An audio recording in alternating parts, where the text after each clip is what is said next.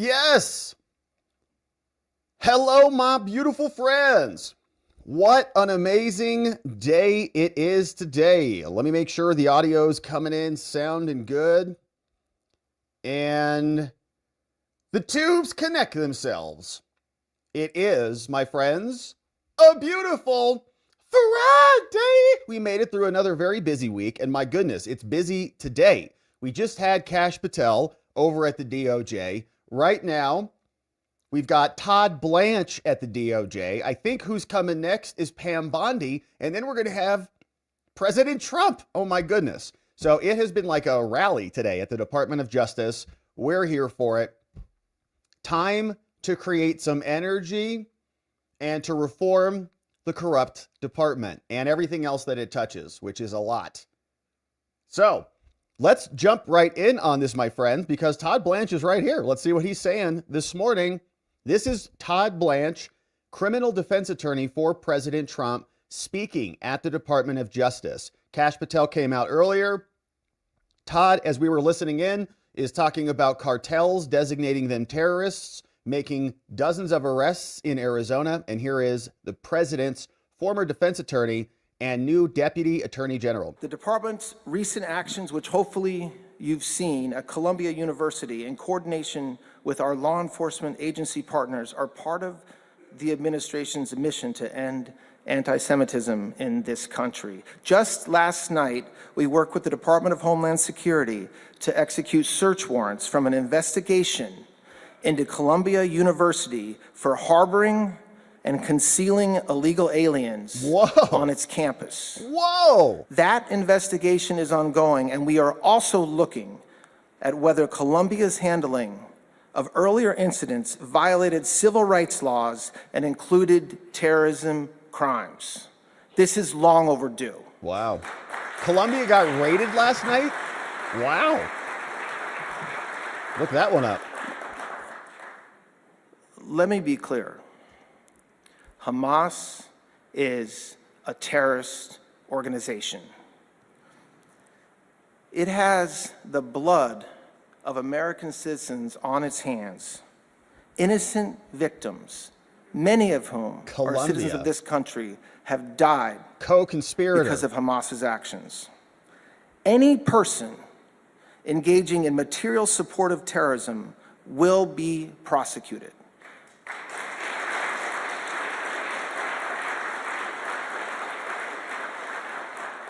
This includes those who threaten acts of violence on behalf of Hamas in the United States or even pay Hamas in the United States. The president also promised an end to the weaponization of government. Good. Our weaponization inquiries are ongoing. They include matters relating to J6, improper prosecutions under the FACE Act, and the case against Colorado elections clerk Tina Peters. Oh. Under General Bondi's watch, the weaponization has stopped, period.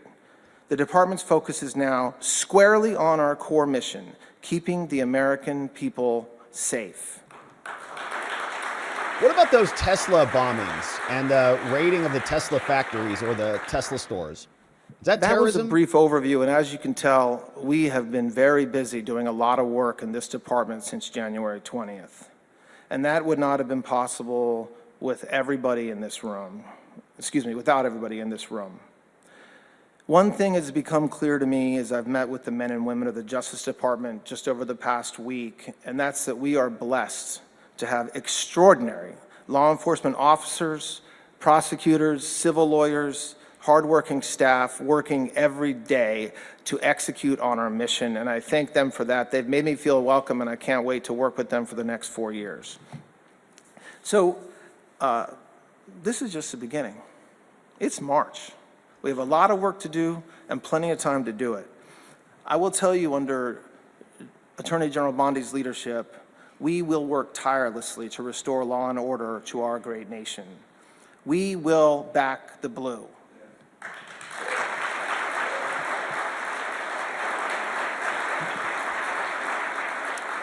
And I couldn't agree more with what Kash said a few minutes ago, that we are going to go after violent criminals and illegal aliens throughout our nation.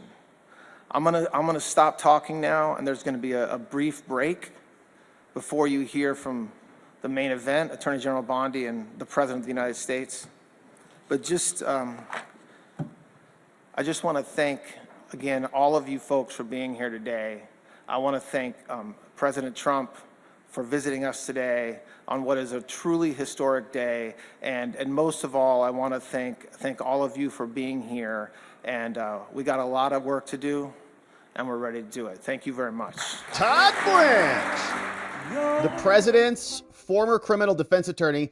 We covered a lot of Todd Blanche's work when he was representing Trump all over the place in criminal proceedings and elsewhere. And so you can see we're going to have a jamming day. It feels like kind of like the election season again. It's going to be a lot of fun. So they are going to take a break. You can see, let's see what's going on in this room. We got fighting fentanyl in America, Department of Justice, DEA evidence, Hunter Biden's stash. You can see, look, it's all right there. They've got just bins and bins of kilos of cocaine, everything from Hunter's and Joe Biden's garage.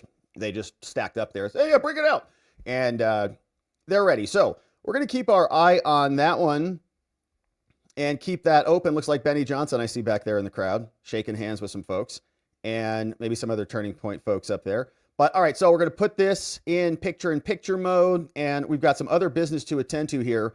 And then as soon as we see Pam Bondi come out, we, of course, will go back.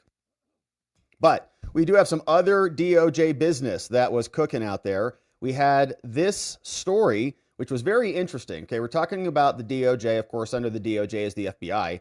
And we saw this story come out saying that the White House has quietly told the FBI to halt background checks for dozens of the president's top staffers. Pretty strange. And has transferred the process over to the Pentagon. So there must still be a little bit of an untrustworthy agent or two over there embedded in the bowels of the FBI. So they're not going to be letting them handle some of these more important questions about security clearances and whether people are qualified to work in the Trump administration, just diverting that back over to the Pentagon under Hegseth. So pretty interesting that that's been developing. Now, we also have a preview of what Trump is going to be saying in just a few short minutes.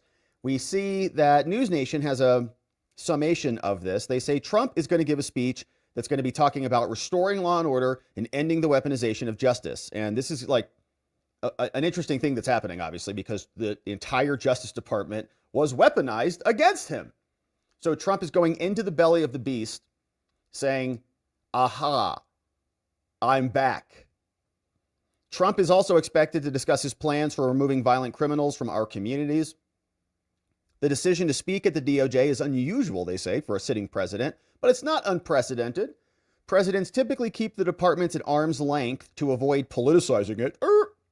Okay, like Eric Holder wasn't politicized on behalf of Barack Obama, literally said, I'm your wingman, the attorney general. But Trump contends it's already been politicized. Happening in just a few short minutes, Trump will come out. Now, as far as federal institutions go, few have drawn Trump's ire like the DOJ. One of the biggest factors in the changing landscape is now going to be Pam Bondi and Todd Blanche, obviously Kash Patel in tow. Now, Blanche was Trump's personal lawyer when he was charged with crimes from the DOJ and from Judge Merchan and others. But Bondi was a senior advisor on the first impeachment team, and now they're taking over. We've taken over, baby. Trump is also talking about Greenland and NATO and more, and so that is what is happening very, very soon. Now, Kash Patel also posted this yesterday, and apparently a bunch of influencers are getting swatted, and that's not good at all. I hope that those people are caught and prosecuted to the fullest extent of the law for terroristic activities. But here's what Kash says, and the Tesla people too, right? Elon is working with the government. They're torching the Tesla stores to send terroristic and political messages. So hopefully they're rounded up and their homes are swatted like the FBI did to the J6ers. It's only fair. No one's above the law. But Kash said, I want to address the alarming rise in swatting incidents targeting media figures. The FBI is aware of this dangerous trend, and my team and I are already taking action to investigate and hold those responsible accountable. Now, this isn't about politics weaponizing law enforcement against any American is not only morally reprehensible, but it also endangers lives, including those of our officers. That will not be tolerated. So we are fully committed to working with local law enforcement to crack down on these crimes. More updates to come. Hey, our great friend Amuse, and I saw our friend Bondi calling it terrorism, which is exactly what it is. And same thing with the Tesla stores. So if you're out there torching Teslas, just send a message. You might have the law coming for you soon. We'll see if that develops. But we have that. Now, simultaneously, we have the FBI and others who are being asked to investigate ActBlue. ActBlue, obviously, one of the big players in helping the Democrats launder money, in my opinion, into their coffers. And now we have this person who is called Andy Biggs from Arizona, who is throwing his hat into the ring, theoretically, for the governorship of Arizona. Watching this gentleman come out here at the bottom to see if he's going to speak or just test the lighting or whatever. But here is what Andy Biggs said. All right, Kash, coming from Arizona, House Representative, he says, all right, dear, is that Secret Service, bro?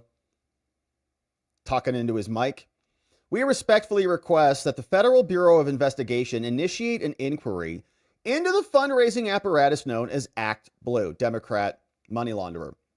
Saying ActBlue is the main fundraising platform of the Democrat Party, raising more than $16 billion for progressives since 2004. However, it appears that the platform has been used to skirt the integrity of federal campaign finance laws. So in 2024, Biden's Treasury Department found hundreds of suspicious transactions with ActBlue reported by banks. Banks say, this is weird. Why are Congresspeople and mostly Democrats from ActBlue, but the same type of scam is being run by Republicans? In this situation, why is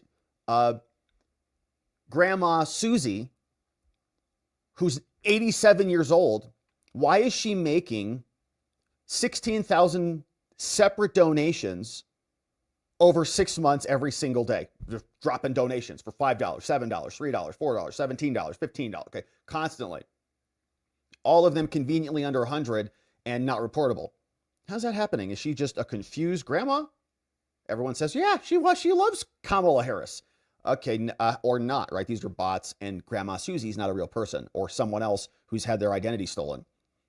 Now, the U.S. Committee on Oversight and Government Reform, called Smurfing is what that is, called the House administration. We've been investigating these allegations of misconduct for quite some time, but the previous administration, the Bidens and the Democrats, have stalled access to the necessary documents.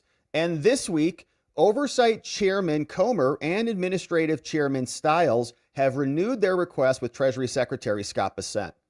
Now, there are also allegations, involving foreign donations through straw men, specifically originating from China, Russia, Iran, and Venezuela, right? So as usual, the Democrats are constantly, Trump is bought by Putin. Give me a break, right?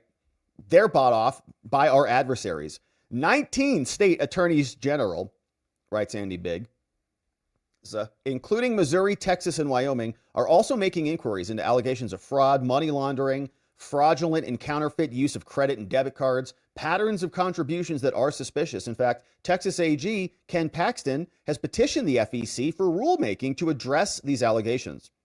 And a racketeering lawsuit that was instituted by private citizens is also pending in Wisconsin. Now, it must be emphasized that these allegations, were they to prove true, would indicate a serious threat to the integrity of our elections, besides the victimization of American citizens like Grandma Susie, who are having their identities misappropriated. The gravity, writes Biggs, of the allegations and their implications demand a thorough and vigorous investigation, and we strongly urge an inquiry into ActBlue. Very truly yours, Andy Biggs, member of Congress. And Biggs was talking about this yesterday over on X. Here's what he said in this short video from his account, saying, in case you missed it, we're asking Kash to come out and root out this corruption. And let's make sure our audios are appropriately situated. Well, let's do this. Let's go back here, turn that off, boom, and picture that puppy one more time. And let's go see what Andy Biggs has to say. Today I sent a letter to Kash Patel, director of the FBI, to ask him to investigate ActBlue. ActBlue is a fundraising platform that literally gives billions of dollars to progressive causes and to the Democratic Party. Now here's the deal. It's been investigated. There's a lawsuit right now, a civil lawsuit in Wisconsin, where a guy had his credit card basically charged over and over again. And that's what we're seeing. There's times where you get these crazy repetitive charges that people haven't given their authority, they have never authorized. So we need to the bottom of it, lots of allegations on it, and I think the FBI and under Kash Patel is the right agency to investigate, and that's where we sit right now. Hello, Andy. All right, so ActBlue, hopefully getting some scrutiny. We've seen many really independent journalists and other people just on the internet just looking through these spreadsheets and identifying the corruption that is seemingly everywhere. James Comer was also talking about this recently too. This was an update from just days ago, accusing them of money laundering. He was on with Fine Point explaining this. We requested from Treasury during the Biden administration to see whether or not there were bank violations called suspicious activity reports against ActBlue. Of course, they never would get back with us. Finally, after the election, they confirmed that there were some. They allowed my staff to go in and view like 10 or 12. They were really bad, but I can say with confidence there are hundreds more. And now with the new Trump administration, we're going to be able to go in there and look at them. I think we'll be able to answer a lot of questions. Yeah, hundreds more. That's amazing to think about. Have you received a response to your letter last week to the Treasury Department? Yes, it's a whole different ballgame for me on the Oversight Committee. The Trump administration actually responds to our request for information. Obviously, they're new and getting their, figuring out where the bathrooms are and trying to get a handle over everything. But I'm very confident that the Oversight Committee will be allowed in to view those suspicious activity reports. And the fact that there are so many shows that the banks were suspicious of a lot of activity. And what we believe is what's been reported and suggested on a lot of conservative channels over the years is that this money wasn't actually coming from John Doe and Jane Doe sitting at home donating $10 every week to every Democrat candidate running for every office in America. We always suspected that there was an influx of cash coming in from other ways. And the way ActBlue set up their account, it would be very easy to launder money into there through fake credit card accounts and fake names and things like that. So the banks, by virtue of catching so many violations from so many different banks, which would suggest to me these were credit cards, I think that we're going to be able to find out where the source of a lot of this money was coming from. All right, so nice to have a cooperative government that's okay in rooting out corruption, and James Comer is on it. So that is what's happening with Congress and these investigations. Now, I also had this queued up, which was a big one. All right, that's why I was pausing. I was trying to find where this memo was. But this came down.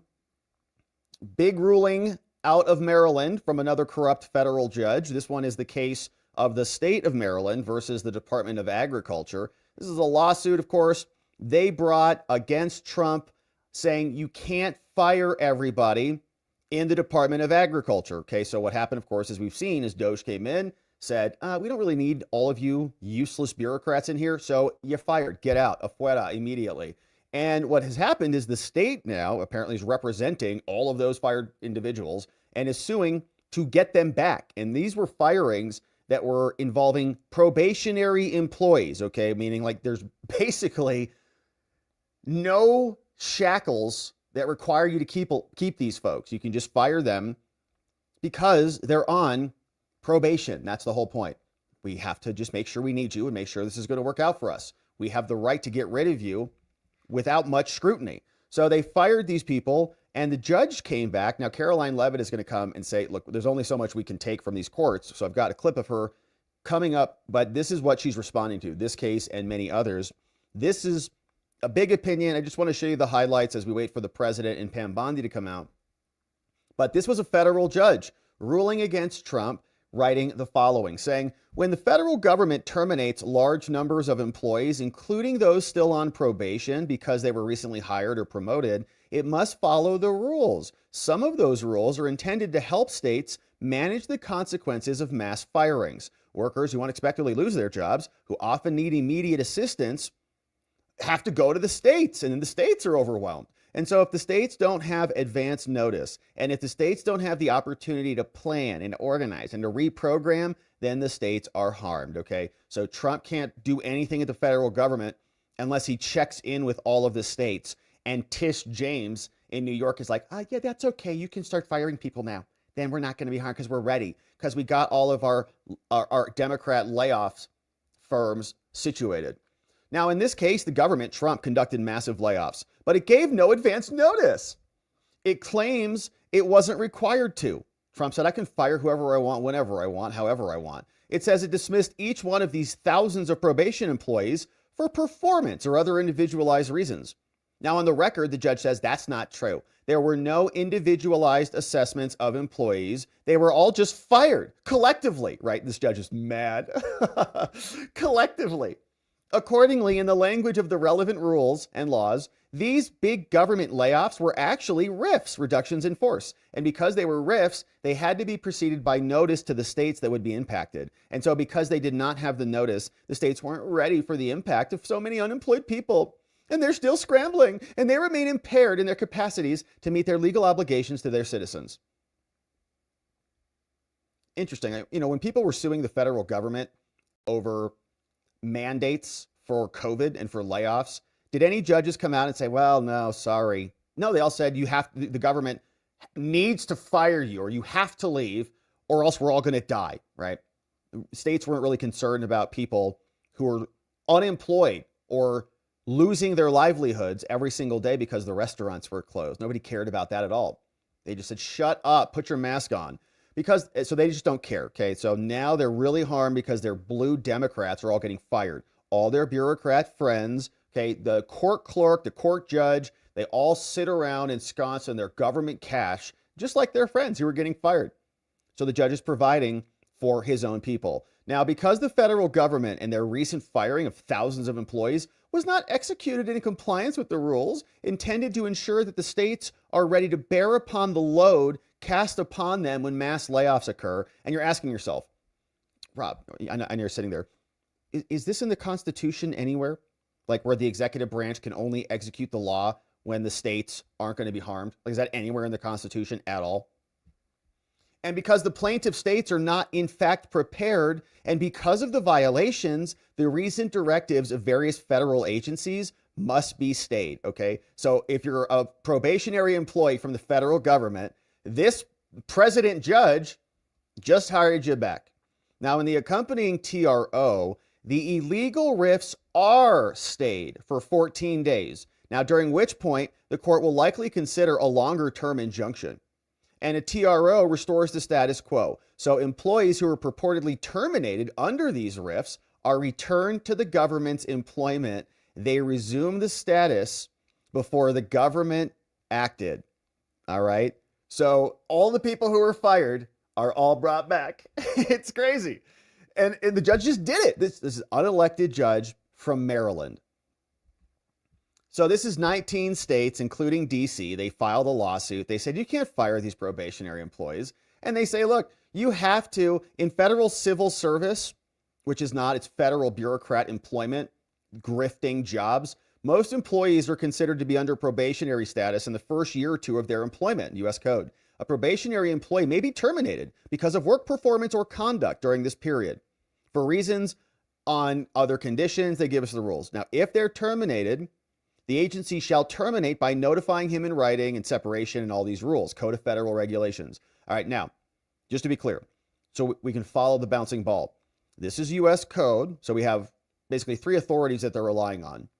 Only one of them matters. It's called the Constitution. So then Congress comes in and they schedule, they pass this other legislation, U.S. Code. Now, as long as the U.S. Code doesn't impinge upon an executive branch power, it can be fine. But if it does, or if the president is using a constitutionally defined power in a way that is adverse to the statute, we have the supremacy clause, which says the Constitution overrides these U.S. codes. Anything USC is subordinate to the Constitution. Now, what's even more subordinate is the CFR, the Code of Federal Regulations, which is an interpretation of the U.S. code, and they're just regulations. So they're even less meaningful to any of us than the U.S. code, which is more relevant than the Constitution. Now, the CFRs, by the way, these have been so perverted through administrative fiat for decades that they're largely out of alignment with the Constitution completely. So the judge is going to rely on this, the Code of Federal Regulations, to say Trump has to do it and identify. It's not, again, it's not even a statute. It's the regulations that he's citing. Code of Federal Regulations. It's not in the Constitution. And by the way, Congress is not even writing those codes of federal regulations in most cases. Or, they're not like voting on them like they are legislation. They're all wrapped up in there. And what they're really changing more specifically is the U.S. code, generally speaking. Then you've got the administration, which is interpreting the statutes and creating the regulations. So it's like the game of telephone through bureaucrat after bureaucrat after bureaucrat after bureaucrat. And this judge is using that authority to usurp the power of the presidency. It's nuts. Again, CFR right there. In addition, when conducting a RIF, you got to follow the regulations, which no one cares about. I mean, he does, obviously, but the Constitution doesn't. And the notice in the regulation must provide the employee or the employee's collective bargaining, blah, blah, blah. Maybe if it's some agency, okay, some agency head who's doing it, they say, well, we got to do a RIF. Okay, how are we going to do it? And go through these processes. But requiring the president to go through all this crap, that means the president is subordinate to OPM, and the president needs to consult with OPM, and the president needs to consult with the Department of Labor in order to do the jobs that the president is constitutionally entitled to do. It's like lunacy, right? This is tyranny by bureaucracy, and this judge is applying it to the executive branch. It's nuts. So the states, in turn, are required to carry out rapid response activities. Again, Code of Federal Regulations. And the states have to catch all of these fired bureaucrats. And Maryland is suffering now. Now, the government came in on February 11th and nuked all these bureaucrats, these so-called civil servants who then they serve America so hard that they sue you and demand their jobs back because you're too stupid to realize what's good for you. And they're going to serve you whether you like it or not because they're civil servants. They just want to help everyone. This was followed by several more agencies firing these useless people. And all told, the states that the government has terminated, at least 24,000 probationary employees gone. The states were not provided any notice of such terminations. And I guess that means the judge says the president can't do it. So the states got harmed. They say, we have rapid response and all these people are coming back into our states. It's going to hurt our finances and health insurance and blah, blah, blah. They say Maryland created a new website, and that was very expensive of them to stand up a broken website probably. And the state also says unemployment benefits are going to be harmed because we have to care for these people who got canned. Maryland got 813 claims. Here, California got 1,600 claims. Great. Illinois, 400. Great. You guys can take care of them. Okay, we can't afford it anymore at the federal level, so they can afford it at the states. Beyond the increased burdens, just go hire them if you want all these bureaucrats. They must be very talented because they just came out of the federal government. They can go work for you, Gavin. Now, third, some states also lost the benefit of other services. New York, New Jersey, Rhode Island, and blah, blah, blah. In New Jersey, 3 PHAP associates, all of whom were working on infectious diseases, were terminated. Okay, were they in New Jersey? Great. They can go find their infectious diseases in New Jersey then. CDC later reinstated the associates, but one of them didn't come back. His caseload was already transferred. And someone else is going to spread syphilis in New Jersey. I don't know if Fannie Willis is there visiting again or what. But fourth, the states allege that the government's actions will continue to cause irreparable harm to the tax base. Okay, so just think about how freaking annoying and pathetic this is. Like, you get fired from your job or you fire somebody from their job. They sue you and a judge says, hire them back. And you have to work together now. You're going to continue to work together. Right. Now, moreover, Dr. Clower estimates if fired workers are given the opportunity to find alternative employment, the tax losses would be significantly lower. So because the states can't grift a portion of the employee's income, that's a harm to the states such that Trump can't fire them. You hear how nuts this is? And the states say that this is textbook informational injury as well. And we're being harmed. And so this judge is going to, of course, grant this and say they're all hired back. It's already done that. So saying, well, we have the right to hear this case. There is standing from these states to come in here and complain against people, saying, yep, it is going to increase the administrative costs and unemployment and decreased tax revenue. The government fires people. The state can't skimp a portion of that off the top for their state revenue. That is a basis for not firing anybody because they won't get taxes. You hear how bizarre this is? These are Democrat politicians who are making these arguments. And this is a Democrat judge who's signing off on it. Now, as an initial matter, this court views these injuries differently than the states do. This is an injury. It's a RIF. Informational injury is valid. The states have asserted harm, and so they're here. Now, the court believes that they should be here. There is substantial risk that damages will occur. Now, the only thing that's not readily apparent is the loss of tax revenue. The judge is like, well, it's like it might happen. So on one hand, it says you can't establish standing by posting a long chain of events. But on the other hand, it might happen. Here, reasonable minds could differ as to whether this is valid. But the state comes closer to the mark that they will suffer income tax. And so we don't know if it's directly causally connected, but there are weaknesses in the theory, and the judge is going to say they have standing, obviously. So as we continue, causation. Now, all right, does what Trump did actually cause the harm to the states? Judge is going to say, yep, clearly it does. And can we redress this? Yes, they didn't have notice. And so he's going to hang it on notice, essentially. And it is a final action, so we can address it here. And so this judge is going to grant the whole thing, right? So all these people got to come back saying they're going to win on the merits. Having determined the state can bring this claim and whether the states are going to file this, that they will win, we say that these terminations were unlawful. Agencies can terminate people, but you got to follow the regulations. The regulations are more important than your constitutional power, and you can't just fire 24,000 people. It's simply not conceivable that the government, right, this judge, it's not conceivable because these bureaucrats have never done anything in their lives, that the government could have conducted individualized assessments of the relevant employees in the relevant time frame. No way you guys couldn't have checked that. 24,000 people, you can't go through and check those? A few hundred people, you just look at the files. Did they answer the email? Did they answer the email? 5 things that they did this week? They didn't? Okay. Did this guy? No. This guy? No. This guy? No. This guy? No. This guy? No. Okay, you're fired. You're gone. All of you. Individualized. I can do it in 15 seconds, 15 minutes with a spreadsheet. Somebody can fill the data. I just sort the column. Okay, select all of these people, copy, paste, fired. Fire all of them. The states also provided affidavits from individuals saying, well, we didn't get fired based on individual assessments. Like they want to have a sit down and a conversation and they want to go, get a reprimand and like 3 warnings and then go to a retraining seminar and do better and blah, blah, blah. No, you're fired.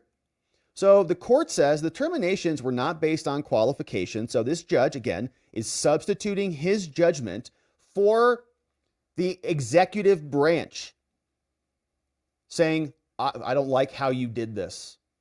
The execution is undermining the regulations, and so your constitutional powers can be damned.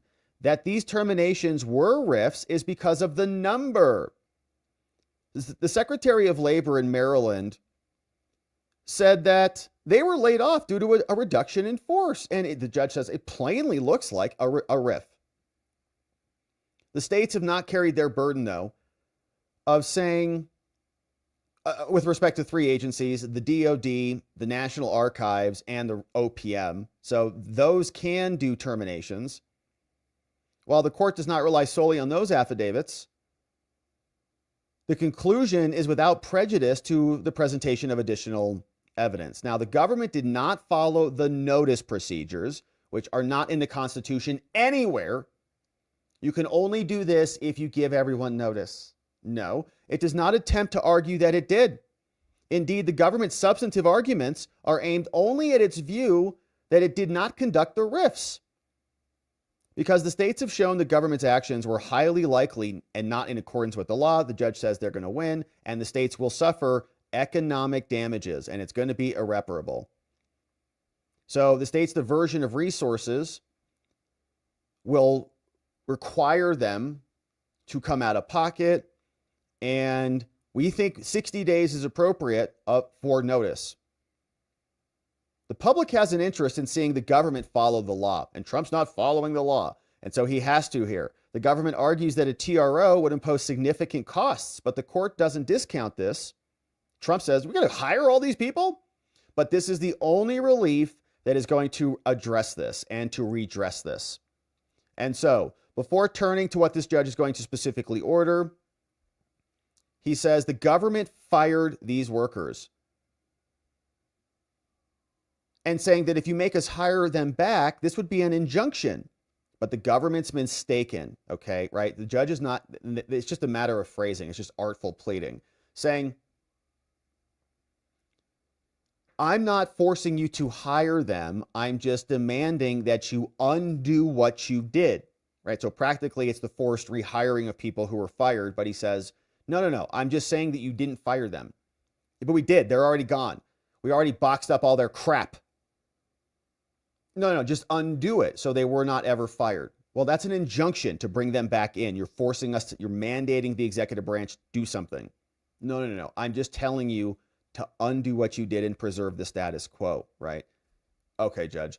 The scope, the judge says, well, what's the scope of this? Should this apply to everybody in the whole country? Obviously. The judge says, here, in this circumstance, a nationwide injunction is warranted. So every employee from every single state, even the red states who don't want this crap, who don't feel burdened by anything, have to hire these people back, right? They're not even a party to the lawsuit.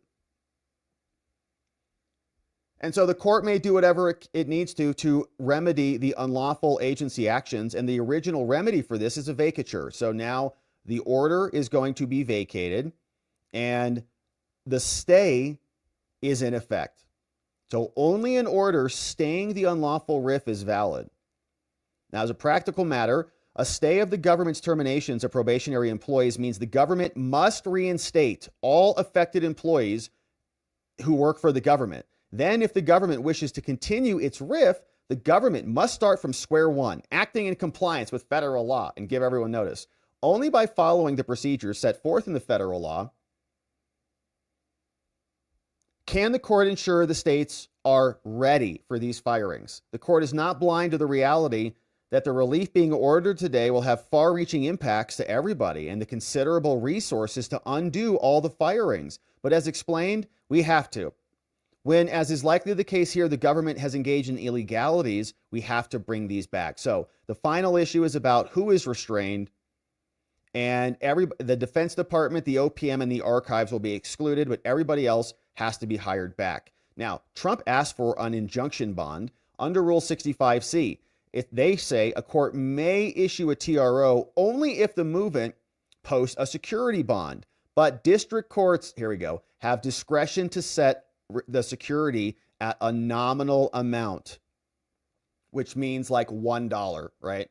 And so here the court concludes that a nominal bond is appropriate. So it's going to cost the U.S. government like, I don't know, $1 billion to hire 26,000 people back, whatever the number is.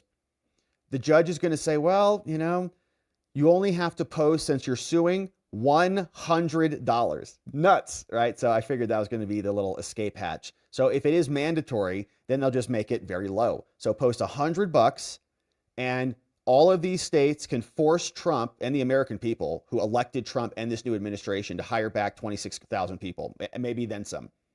Although the risk of harm to the government is not remote, the potential cost of an improvidently granted TRO based on the federal government is too complex to calculate in this expedited proceeding. So I can't really calculate how much damage it would cost. So we'll just make it $100. And if it's too much, they can't file these claims. And so the government requests that an order for a stay be granted, but here there's not a strong likelihood of success shown by the government. And so this lunatic judge, James K. Bredar, terrible judge, wrote this conclusion here: a TRO will issue. So Trump ordered to hire back all of these people. That came out from Judge K. Bredar out of Maryland. One of the most offensive opinions that we've read here, I don't know, this week. And this is what Caroline Leavitt had to say in response to this. Let's make sure that we are live. It looks like there is a little bit of activity there in the room, but while we're waiting, here is what Caroline Leavitt said in response to that case and others. Can you give us a preview of the President's Justice Department speech? Sure, I'd be happy to. As you know, the President will be heading there later this afternoon. The Attorney General will be there, as well as the FBI Director, Kash Patel. And the President is going to give a speech focused on restoring law and order to our country. In the last 4 years under the Biden administration, we unfortunately saw a Department of Justice that was weaponized against Americans for their political ideologies. It was not focused on fighting violent crime and restoring law and order and public safety. So the President will be talking about his intention to restore those very basic American values to our country. And he will also be there with fentanyl families and angel moms who have lost their children at the hands of illegal migrant criminals who the previous administration allowed into our country, and also, of course, to illegal Chinese fentanyl, which, as you all know, the President feels very strongly about cracking down on drug cartels, drug trafficking, and human trafficking as well. So you'll hear about all that later this afternoon. I don't want to get ahead of the President any more than that. Caroline, we'll talk to President Putin during the day. I don't have anything on the President's schedule, but that could obviously always change. As you saw his Truth Social this morning, he is putting pressure on President Putin and the Russians to do the right thing. Yesterday was a productive day for the United States of America and for the world in terms of peace. We have never been this close to peace. You saw the NATO Secretary General in the Oval Office yesterday. You were there with us, who said that only because of President Trump are we here on the verge of brokering a peace deal. Go ahead, Elena. Did the President talk to President Trump last night on the phone? President Trump talked to President Trump talked to President Putin last night on the phone. He did not, no. Steve Witkoff spoke to him yesterday in Moscow, as you know. Has the President spoken with the incoming Canadian Prime Minister at all this week? I know earlier this week you said they hadn't yet spoken, but given everything that's going on between the United States and Canada, have they spoken? To my knowledge, they have not spoken. When they do, we can provide a readout of that call. Any update on the New York governor meeting, Patel's meeting with President Trump? Yeah, I believe it's still ongoing, or it wrapped when I came out here. But, the governor was here to talk about the pipeline that President Trump is very determined to get passed in the New England and New York area. And so, that's as far as I know about the conversation, but I can get an update on it. Caroline, district court rulings about all the fired probationary workers use the same language here just now that was in the statement about fighting back against that ruling. Do you mean appealing or something else? And does the administration plan to comply with those orders in the meantime? Fighting back by appealing, fighting back by using the full weight of the White House counsel's office and our lawyers at the federal government who believe that this injunction is entirely unconstitutional. And it is, for anybody who has a basic understanding of the law. Totally you cannot ridiculous. have a low-level district court judge filing an injunction to usurp the executive authority of the President of the United States. That is completely absurd. And as the executive of the executive branch, the President has the ability to fire or hire. And you have these lower-level judges who are trying to block this President's agenda. It's very clear. And as I just cited, I was appalled by the statistic when I saw it this morning. In 1 month, in February, there have been 15 injunctions of this administration in our agenda. In 3 years under the Biden administration, there were 14 injunctions. So it's very clear that there are judicial activists throughout our judicial branch who are trying to block this president's executive authority. We are going to fight back. And as anyone who saw President Trump and his legal team fighting back, they know how to do it. He was indicted nearly 200 200 times, and he's in the Oval Office now because all of the indictments, all of these injunctions have always been unconstitutional and unfair. They are led by partisan activists who are trying to usurp the will of this president, and we're not going to stand for it. Thanks, guys. The White House have any response to the S&P 500 after infraction territory? All right, so still lobbing some questions her way as she was leaving the microphones, but we do appreciate their posture on this because obviously there's a very fine line that's happening right now. The judges want them to violate a TRO without appealing, right, to just do whatever they're doing so that they can say that there's a constitutional crisis and so that they can say that they can impeach President Trump.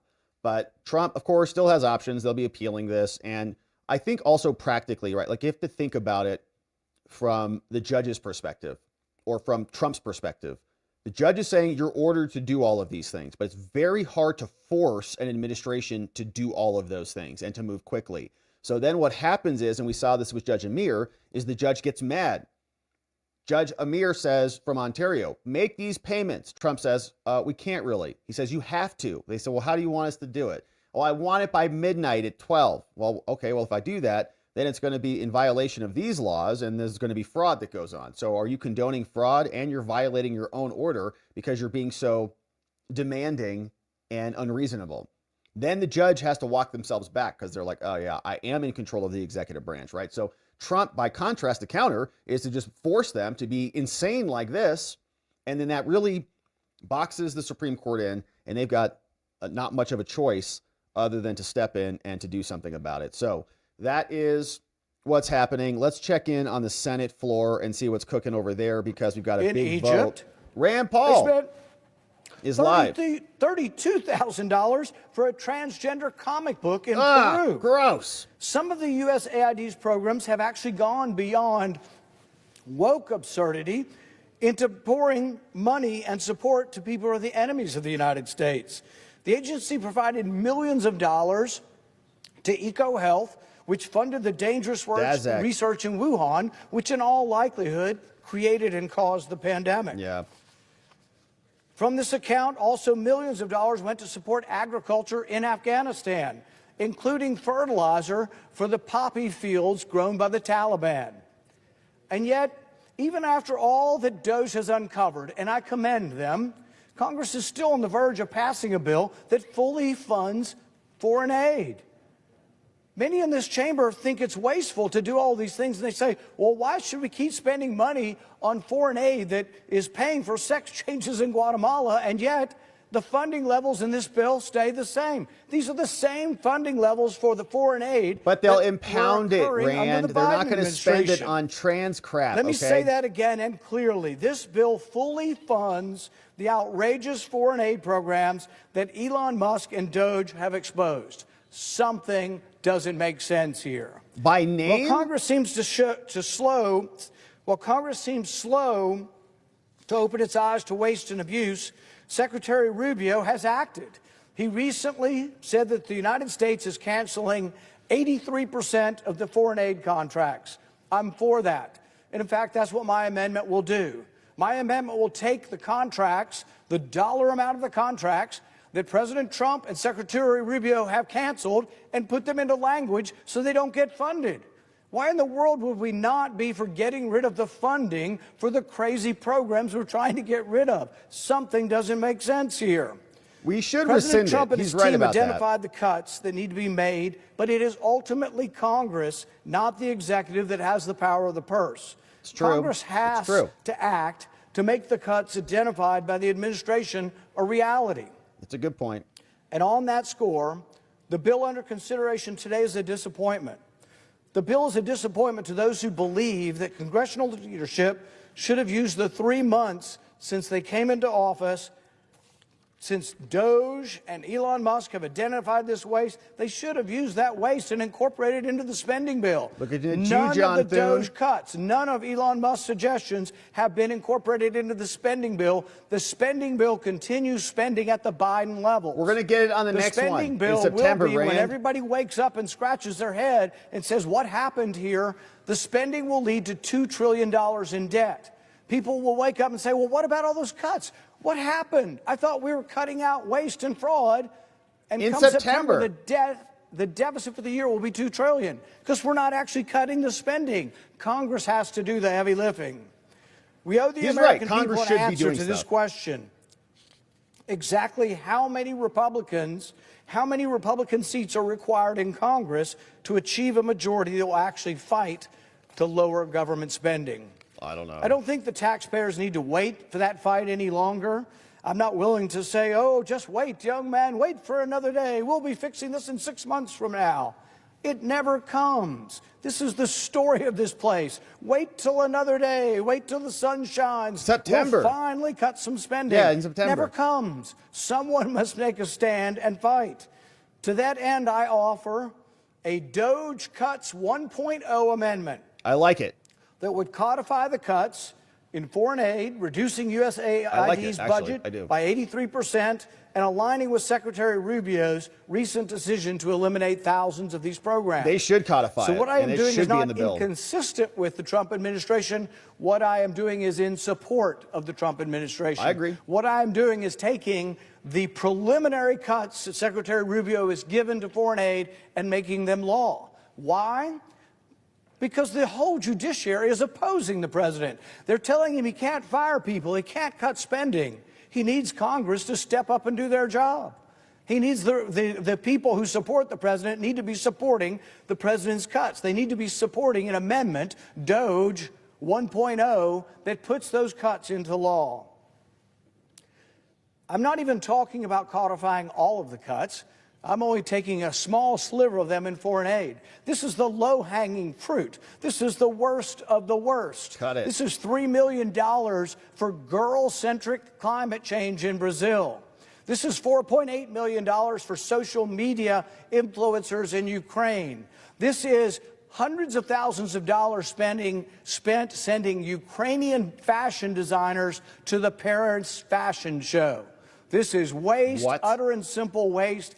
And it ought to be cut. Why would people tell you publicly they're for it and then vote against it? It doesn't seem to make any sense. Ukrainian what my fashion? amendment does is put DOGE's findings into action, eliminating much of the funding for an agency that spent its tax dollars on woke entertainment and advocacy. It sets in law the reductions that the Trump administration has made known to be necessary. I applaud DOGE's work to uncover these many instances of abuse of taxpayer dollars, and it's now Congress's turn to make the cuts stick. If we do not adopt my amendment, then taxpayers will simply continue spending substantial amounts of money to defund components of the government rather than using savings to pay down our mounting debt. In other words, you might cut it and think it's cut one day, but what if the courts say you have to spend it somewhere else? It never comes back. The cuts are never real. The only way the cuts the administration are making will ever be real, will ever be counted, and will ever lessen the debt in the country is to vote in Congress. That's what this is about. It would be the height of hypocrisy for Congress to pay lip service to DOGE's exceptional work, support it on the superficial, and then vote against it when you have a chance to vote on it. Continuing to spend at this bill's level will add $2 trillion in debt. That is a fact. All the newspapers reporting yesterday, it was all over the news, record-setting accumulation of debt. We've accumulated over $1 trillion and we're not halfway through the year. It's a record accumulation of debt. It only stops when people stand up and say enough is enough. The least we can do is make sure that it doesn't include the egregious spending that has come from the foreign aid, the craziness, the sex change operations in Guatemala, trans operas, trans comic books. All of these ludicrous things that no American supports will only go away, and will only go away with permanence if we vote for it. With permanence, yeah. Like they're going to be done for 4 years. Before us is a chance to enact about $16 billion worth of DOGE's cuts in foreign aid. These cuts are only real in the long term if they're reflected in congressional action. If we continue to fund the federal government at the Biden administration levels, which is what this bill does, then the money from DOGE's hard-found savings will just be spent somewhere else. That's I urge true. all my colleagues That is true. who have praised Doge's work to match their actions to their words and vote yes on this amendment. Thank you. Now yield back the remainder. Yeah, and basically that's what I've been hearing or reading. Clerk call the roll. Mr. Also Brooks. Are we voting?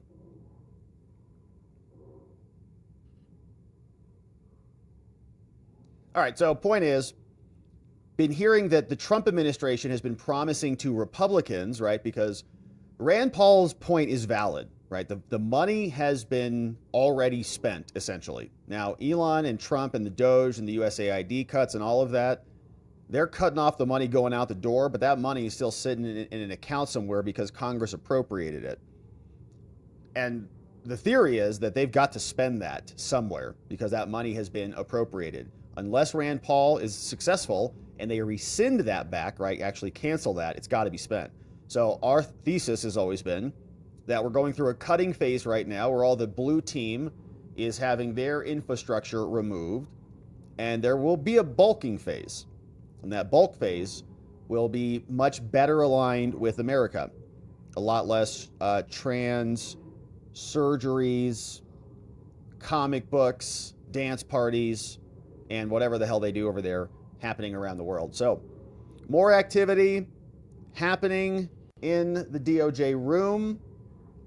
Looks like we're getting close because we've got all the cables are now on this, as you can see here, all three cables.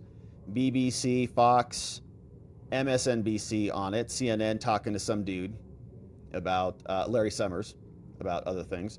So waiting on it. We got Senate.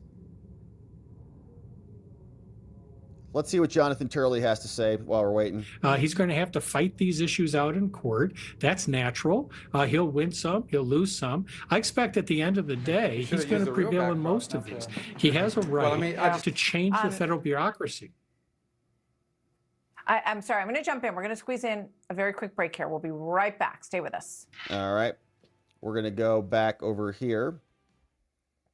Right now they got Rubio talking. And we're waiting for Pam Bondi to ultimately come out. Of course, she'll be out before Trump does, before Trump comes out. But all right, so we heard Rand Paul talking about this. The Democrats are furious that it seems like the spending saga is going to be rectified tonight and that the Democrats will ultimately vote in favor of the spending. Here was what Chuck Schumer said last night, calling Republicans bad words because he's so frustrated with his ineffectiveness. Here was Chuck. To have the conflict on the best ground we have, summed up in a sentence, that they're making the middle class pay for tax cuts for billionaires, it's much, much better not to be in the middle of a shutdown, which to divert people from the number one issue we have against these bastards, these people, which is not only all these cuts, but they're ruining democracy. Yes.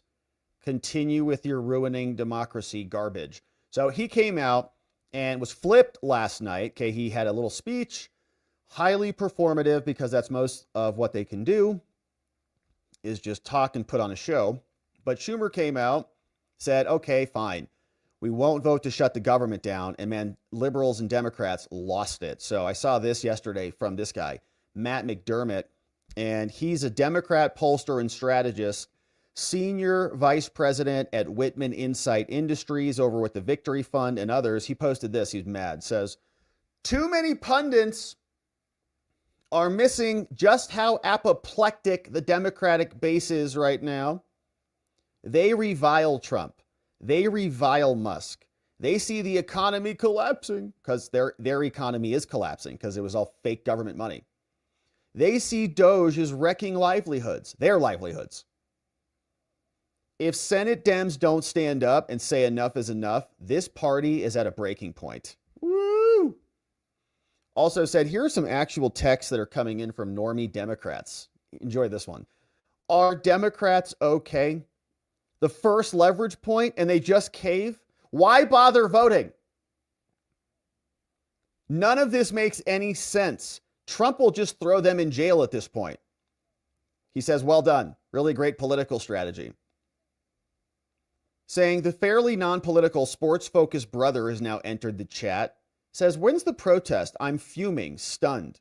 His sports bro, obviously. Cowards. Okay, so they're just not happy about it because they want them to, I guess, continue the grift, right? Continue funding all of their Democrat constituents. So interesting posts over there. Now, AOC got asked about this. Some people are calling for Chuck Schumer to resign and boot himself out of the party. In fact, AOC got asked about this yesterday on with Jake Tapper. Here's what that sounded like. You just talked about the strength of your leadership. Chuck Schumer just said that he's going to vote for cloture. Not only the Democrats can do it, but he's going to participate in it. Does that mean that you think he's a weak Senate leader? I think that would be a mistake. But we have time between now and tomorrow, and I hope that individuals that are considering that reconsider it. I genuinely do. I don't think it's what New Yorkers want. I don't think it's what the country wants. This is genuinely not about Democrats or Republicans. This is about deep cuts to Social Security, Medicare, Medicaid. This is about the evisceration of the federal government. This is about codifying the looting that is happening. Looting? At the behest of Elon Musk. You guys were looting. This is the cutting of the looting. You guys had an endless, limitless credit card that you were just buying government grift with for decades. Now it's coming to an end. In order to pay for his tax breaks for billionaires.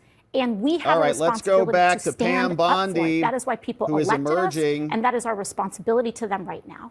All right. You just talked about the strength of your leadership. Pam Bondi is back. Here is what she says. Let's get some volume on here.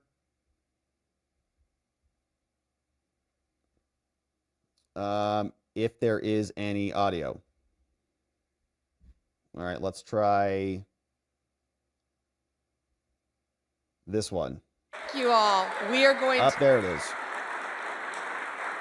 President Trump has prioritized tackling our nation's fentanyl crisis, and he has taken decisive action to fight it.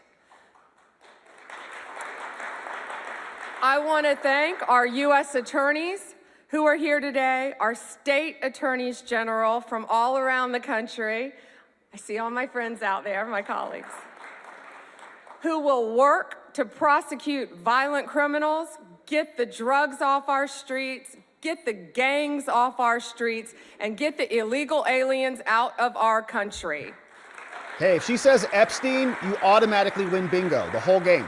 And thank you to all of our federal, state, and local law enforcement officers who are here today who keep us safe every day and night. Thank you to all of you. Today we have with us one of the most effective drug-seizing teams in the entire country. I said I wish I told them earlier, take them and put them in every major city in the country. Since January, they have saved millions of lives taking drugs and illegal weapons off the streets of Boston. And Todd, they asked us for more U.S. attorneys. I told them we're on it. Could you all please stand? This is Boston's DEA strike team. Shout out to the strike team of Boston. Thank you all. Hey, there's Emil Bove right there.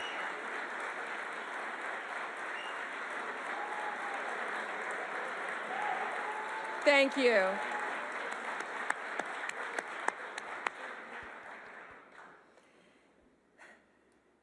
We also have two angel moms here today. Anne lost her son. He was 15. He thought he was taking a Percocet at school, and it was laced with fentanyl. And he was beautiful. And I'm so sorry. But all of these people in this room, thanks to the directive of Donald Trump, are going to keep our streets safe and protect our kids. Thank you for being here.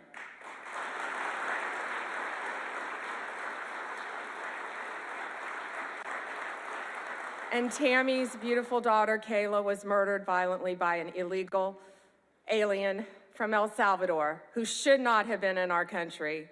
And thanks to Donald Trump, they will all be deported very soon, thanks to his work, Homeland Security, and I say the unsung hero, Stephen Miller.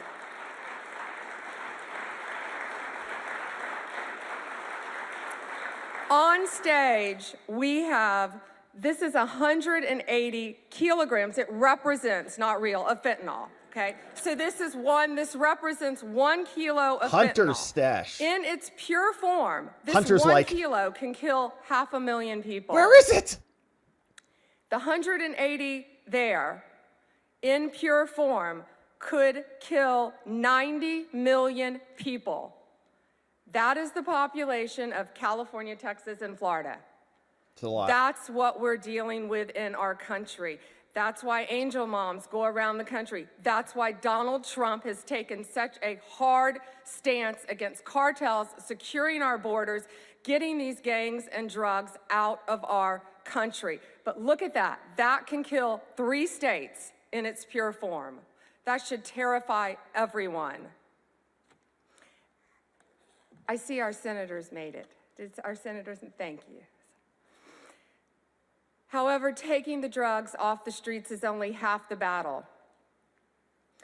President Trump has secured our borders and will continue to fight the cartels throughout this country, deport them all, or lock them up for the rest of their lives, thanks to our prosecutors around this country where they belong. Under the last administration, cartels, criminals, they freely walked in and out of our country with impunity. No longer. Under Donald Trump, they live in fear, and they better live in fear because we're coming after all of them. Yeah, punks. I am so proud to have a team with Emil and Todd and all of our great team. Emil. And we all work for the greatest president in the history of our country. We are so proud to work at the directive of Donald Trump. It is,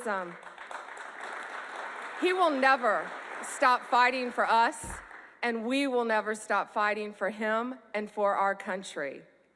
It is an honor to welcome to the Department of Justice the 45th and the 47th Presidents of the United States. Sound guy, a little bit quick. Quick on the draw.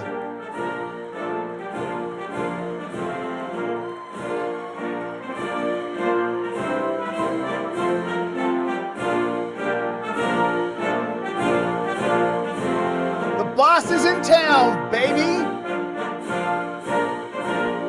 Corrupt DOJ punks blown out. He's back in the building. Well, thank you very much. Thank you, Mr. President. Thank you. Thank you, Pam, very much. What a job you're doing. Let's boost that. It's a true honor to be Boost that with mic. you today. This is a storied hall, if there ever was one. And based on the crowd, I think we broke the all-time record. Come on, mic guy. But as we begin a proud new chapter in the chronicles of American justice, this really is something. We're turning the page on 4 long years of corruption, weaponization, and surrender to violent criminals, and we're restoring fair, equal, and impartial justice under the constitutional rule of law. And you're the people that are doing it. I'm very, very proud of all of you. Under the Trump administration, the DOJ and the FBI will once again become the premier crime-fighting agencies on the face of the earth. People ask me, what am I going to do about law enforcement all the time? The fake news back there, they're asking me that all the time. What am I going to do? And when are you going to do it? And I answer them by saying I've already done most of it by appointing the people that I've appointed. They're sitting right here. They've done most of it. I don't do it, they do it. Right, Pam? I think, oh, you are so tough, they just don't know yet. Let me begin by congratulating the incredible people who will lead these historic reforms. And we start with somebody that you just saw, Pam Bondi. She's extraordinary, and I've known her very well for a long time.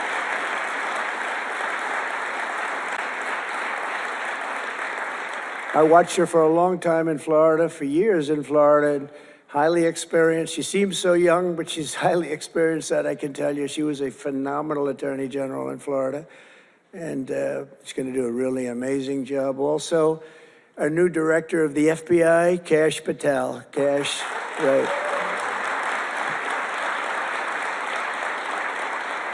A man that I'm very proud of. I've known him and Emil for a long time under tremendous pressure. I saw these guys under some of the most corrupt judges it's not even imaginable how corrupt they were. Yeah, that was bad. And these guys never wilted. They were not shy. They fought. They weren't afraid, and they were brilliant. Deputy Attorney General Todd Blanche and Principal Associate Deputy Attorney Emil Beauvais. And thank you both very. Emil Beauvais and Todd, MVPs. Yeah, great people. They crushed it in all of those cases. They're great people.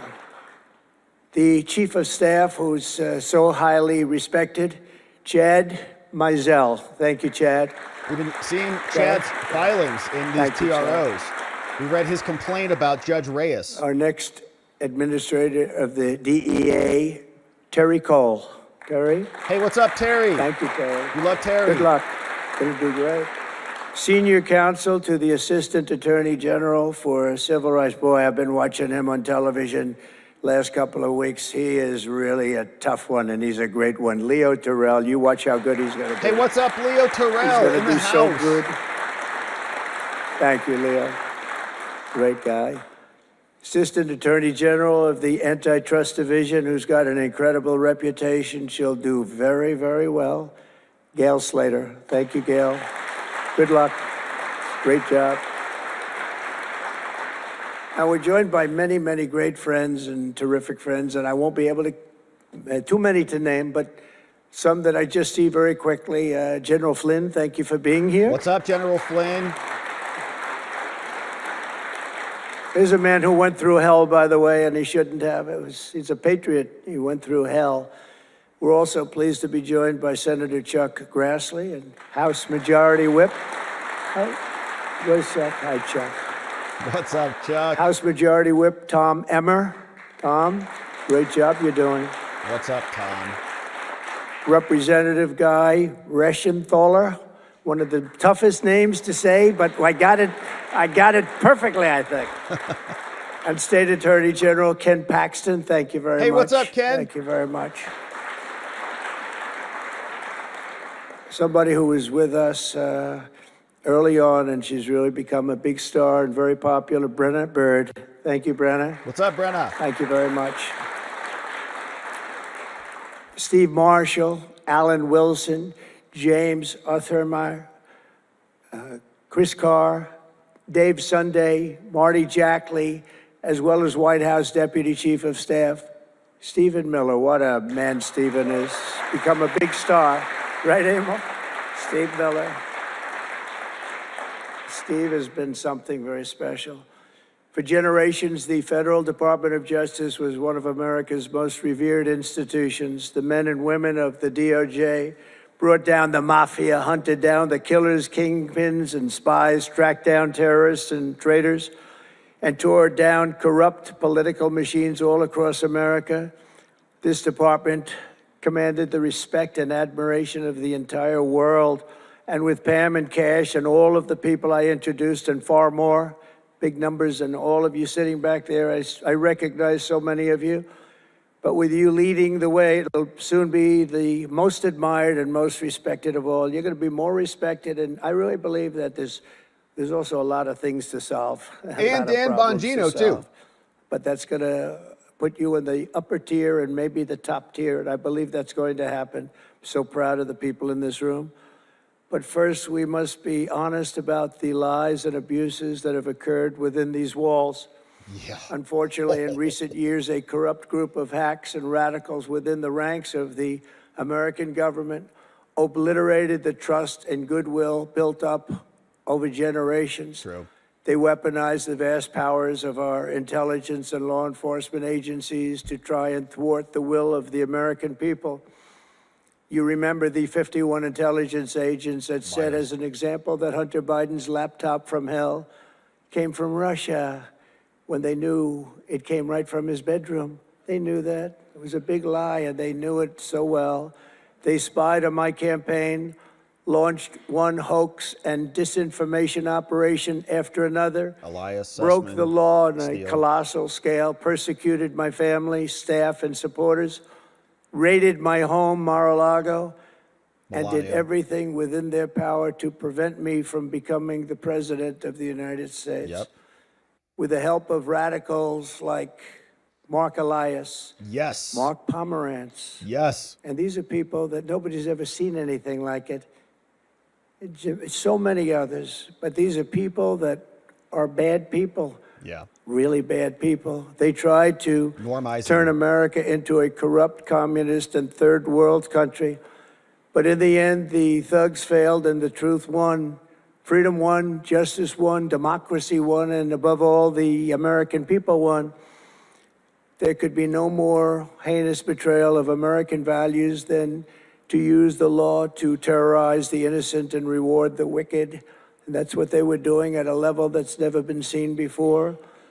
And it's exactly what you saw with Joe Biden, Merrick Garland, and their cronies to do the building of the last 4 years. They ripped, what they've ripped down is incalculable. But what you're going to build up is likewise something that will be breaking all sorts of records. They set loose violent criminals while targeting patriotic parents at school board meetings. They dropped charges against Antifa and Hamas supporters while labeling traditional Catholics as domestic terrorists. The Catholics, we did very well with the Catholic vote, so I want to thank them for that. They really did, record numbers. I would say, what's with the Catholics? They're really after the Catholics, so I don't know. They were after a lot of people. Maybe they didn't even know why. They imported illegal alien murderers, drug dealers, and child predators from all over the world to come into our country while putting elderly Christians and pro-life activists on trial for singing hymns and for saying prayers. They went to jail for that. Our predecessors turned this Department of Justice into the Department of Injustice. Big time. But I stand before you today to declare that those days are over, and they are never going to come back. They're never coming back.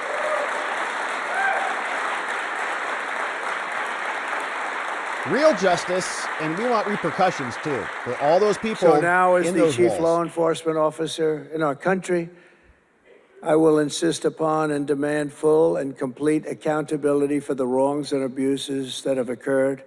The American people have given us a mandate like few people thought possible. We won every single swing state. We won the popular vote by millions and millions of people. We won districts, 2,750. Think of that, 2,750 districts compared to 505. So we won it at levels that have, I don't believe, ever seen before. That's the one where you see the map of the United States and it's all red. Red for Republican, not for communist. Red for Republican. Much they better would color. like it to turn red for communist, but it didn't work out Not going to that way. happen. The American people have given us a mandate and really a far-reaching investigation is what they are demanding into the corruption of our system. And true. That's exactly, I'm sure, what Pam and Kash and everyone Yes. else Epstein, mentioned here and not January mentioned 6th. is going to be doing. Wuhan. We will expel the roaches and corrupt forces from our government. We will expose and very much expose their egregious crimes and severe misconduct, of which was levels you've never seen anything like it. It's going to be legendary. It's going to also be legendary for the people that are able to seek it out and bring justice. We will restore the scales of justice in America, and we will ensure that such abuses never happen again in our country. And that's why on day one, I signed an executive order banning all government censorship and directing the removal of every bureaucrat who conspired to attack free speech and many other things. Thank you, Mr. President. And values in America. Thank you. My administration stripped the security clearances of the disgraced intelligence agents who lied about Hunter Biden's laptop from hell. John Brennan We blown revoked out. the clearances of deranged Jack Smith, Sorry, Jack. Alvin Bragg, Letitia James, and the Big crooked Tish. law firms that aided their partisan persecutions. Perkins. and I went through it. These are state and city courts, and the corruption is unbelievable. We also terminated the clearances of the Biden crime family and Joe Biden himself. He didn't deserve it. In fact, he was essentially found guilty, but they said he was incompetent. Yeah. And Doesn't even know what's therefore, going let's on. not find him guilty, I guess. Nobody knows what that ruling was, but I didn't want any part of it. I think I would have rather been found guilty than what they found with him. Incompetent. They said he didn't know what the hell he was doing, and therefore he's let him go. I said, you know, I'd rather be convicted, Pam. I think that was not. I said, please convict me. Don't say that. I pardoned hundreds of political prisoners who had been grossly mistreated. We removed the senior FBI officials who misdirected resources to send SWAT teams after grandmothers and J6 hostages. And it was a great honor for me to fire, I will tell you this, a great honor to fire James Comey. Yeah. A great, great honor. That was nothing. There was no better day. Terrible A lot of person. people said, oh, that's too bad you did that. And they said that's going to be, and you know what? A year later, they said that actually saved the administration because the level of corrupt things that we learned after that turned out to be that they were doing, in fact, really bad things. He was a terrible person, did terrible things and persecuted people. Into Trump's and, campaign. all in the guise of being an angel, but he wasn't an angel. We created a brand new DOJ task force and anti-Christian bias. And under Director Patel, we're getting the FBI agents out of the headquarters in Washington, D.C., and back on the streets in pursuit of dangerous criminals where they belong and where they want to be. And, you know, you have that big FBI building, and it's a very big building, and they were going to build an FBI headquarters 3 hours away in Maryland, a liberal state, but that has no bearing on what I'm about to say, but we're going to stop it. Not going to let that happen. We're going to build another big FBI building right where it is, which would have been the right place because the FBI and the DOJ have to be near each other. You can't that's one thing I did learn from this persecution. The FBI and the DOJ work together. Now, in my case, they work together for bad purposes, but they do. They were always together. So how can you have one that's 3 hours away? But one thing I said to Kash, well, we're going to get a great building built. It's going to be a magnificent building. He said, sir, we don't need that kind of room. I said, what do you mean? He said, I'm just going to take a old Department of Commerce building that's about 25% the size, and that's what I need. We're going to have the best staff that you've ever Kash is seen, right. and that's what I need. It's in a nice location, but I don't need that big building. Why don't you just sell the site to somebody, and we're going to be very happy. And Thank you, Kash. they want to have far fewer people, but we also want to have them in D.C., and if for no other reason, we like having law enforcement walking the streets of our capital, because when the bad guys are out there and they see there's an FBI agent, that's the ultimate in law enforcement, and they're not going to be acting so bad. We're cleaning up our city. We're cleaning up this great capital, and we're not going to have crime, and we're not going to stand for crime, and we're going to take the graffiti down, and we're already taking the tents down, and we're working with the administration, and if the administration can't do the job, we're going to have to take it back and run it through the federal government. But we hope the administration is going to be able. So far, they've been doing very well. The mayor's been doing a good job. We said there are tents galore right opposite the State Department. They have to come down, and they took them down right away. And so far, so good. But we want to have a capital that can be the talk of the world. When Prime Minister Modi of India, when the President of France, and all of these people, the head of Prime Minister of United Kingdom, they all came to see me over the last week and a half. And when they come in, I had the route run. I didn't want to have them see tents. I didn't want to have them see graffiti. I didn't want to have them see broken barriers and potholes in the roads, and we had it looking beautiful. And we're going to do that for the city.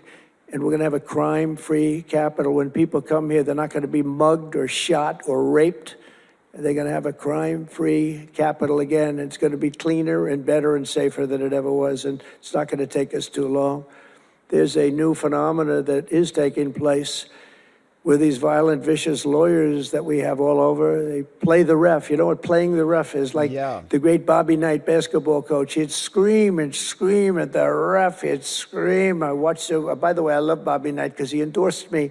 And having Bobby Knight's endorsement in Indiana was an extremely good thing. A friend of mine said I was running in Indiana at the time. This was early on, 2016. And I was doing great. But friend came up and said, "You know Bobby Knight?" I said, "No, I don't, but I hear he was a tough cookie." He said, not only tough, he was beyond tough, but he's the most popular guy you can imagine. It turned out he wanted to endorse me. He called me about 2 years before. He said, "Sir, I'd like to endorse you." I said, "Is this really Bobby Knight?" He said, "It's me." I could tell it was Bobby Knight. He had been known for throwing the chair across the court and slapping a player. Can't do things like that, right? And the man that came in fired him. He was a new administrator for the college. That guy didn't last very long. They were like 14-0, and they fired Coach Knight. That was not good, but he had a little chip in his shoulder. But he loved Trump, and he came in, and he said, "I'd love to endorse you." He said, "If you ever run, please call me." So he said, "You know Bobby Knight?" I said, "Well, I don't know, but he called me a couple of years ago." It was an amazing phenomenon. I took his number, and on each side of my desk in New York, I had stacks of paper, like nice and neat, but about 2 feet high each. And I said, I wrote his number down and I put it here 2 years ago. And I said, let me see if I can find it. It was almost like a miracle. I had other miracles that happened too. My ear is still throbbing. That was a miracle. That was a miracle also, wasn't it? That was a miracle also. Thank you. Thank you, Leo. Thank you. Thank you, my man. That was a miracle. Anyway, okay, that's very nice. Thank you. But so he said, Bobby Knight. So I said, I put his name down and I wrote it down. It's in one of these stacks. I lifted up. There would have to be 2,000 to 3,000 pages in each stack. I lifted it up, the first one, had no idea. And there was his name on a little card, Bobby Knight with his number. It was like incredible. I tell that story all the time. And I called him and dialed a number. He said, I've been waiting for you to call. And he went out and he made a speech for me in a packed arena in Indiana, and it was over. It was over. He was a tough guy. Shout out to Bobby He Knight. actually went a little far, if you remember. He made a great speech because he was actually a motivational type guy, to put it mildly. But he left the stage, and then I'm talking, and he walks back onto the stage. I said, uh-oh, this is trouble. Why is he coming back? He was a big guy, too. Why is he coming back? He said, may I say a few more words? I said, yeah, go ahead, Bobby, say a few more words, a little different. And he said, and let me tell you something about this guy, Trump. This guy, if he has to, will use the nuclear weapons that we have. He will use he has no fear. He's going to use, and that's the kind of guy. And he walked off the stage. I said, I think I'm in big trouble, Pam. That was not good, but it worked out okay. In the meantime, we won the state in a landslide, and it was great. And it was just an amazing period of time. But this is the most amazing period of time. I think this is more amazing. What's taken place is more amazing. I think it's more consequential. And if we do the job, one of the big media outlets said what we did was the most consequential election in the last 129 years. Well, if we do the job that we're all capable of doing, I think it's going to prove to be that and then some. And that's what we want to do. We have a real big shot at making this country so great, so great. What happened to our country was so sad. What they've done in 4 years to our country with the borders, with Afghanistan, the most embarrassing period of time, allowing the Russian situation, it was never going to happen, with Ukraine, allowing October 7th to happen, would have never happened, because under me, Iran was totally broke. They had no money. They weren't giving any money to Hamas or Hezbollah. It was totally broke.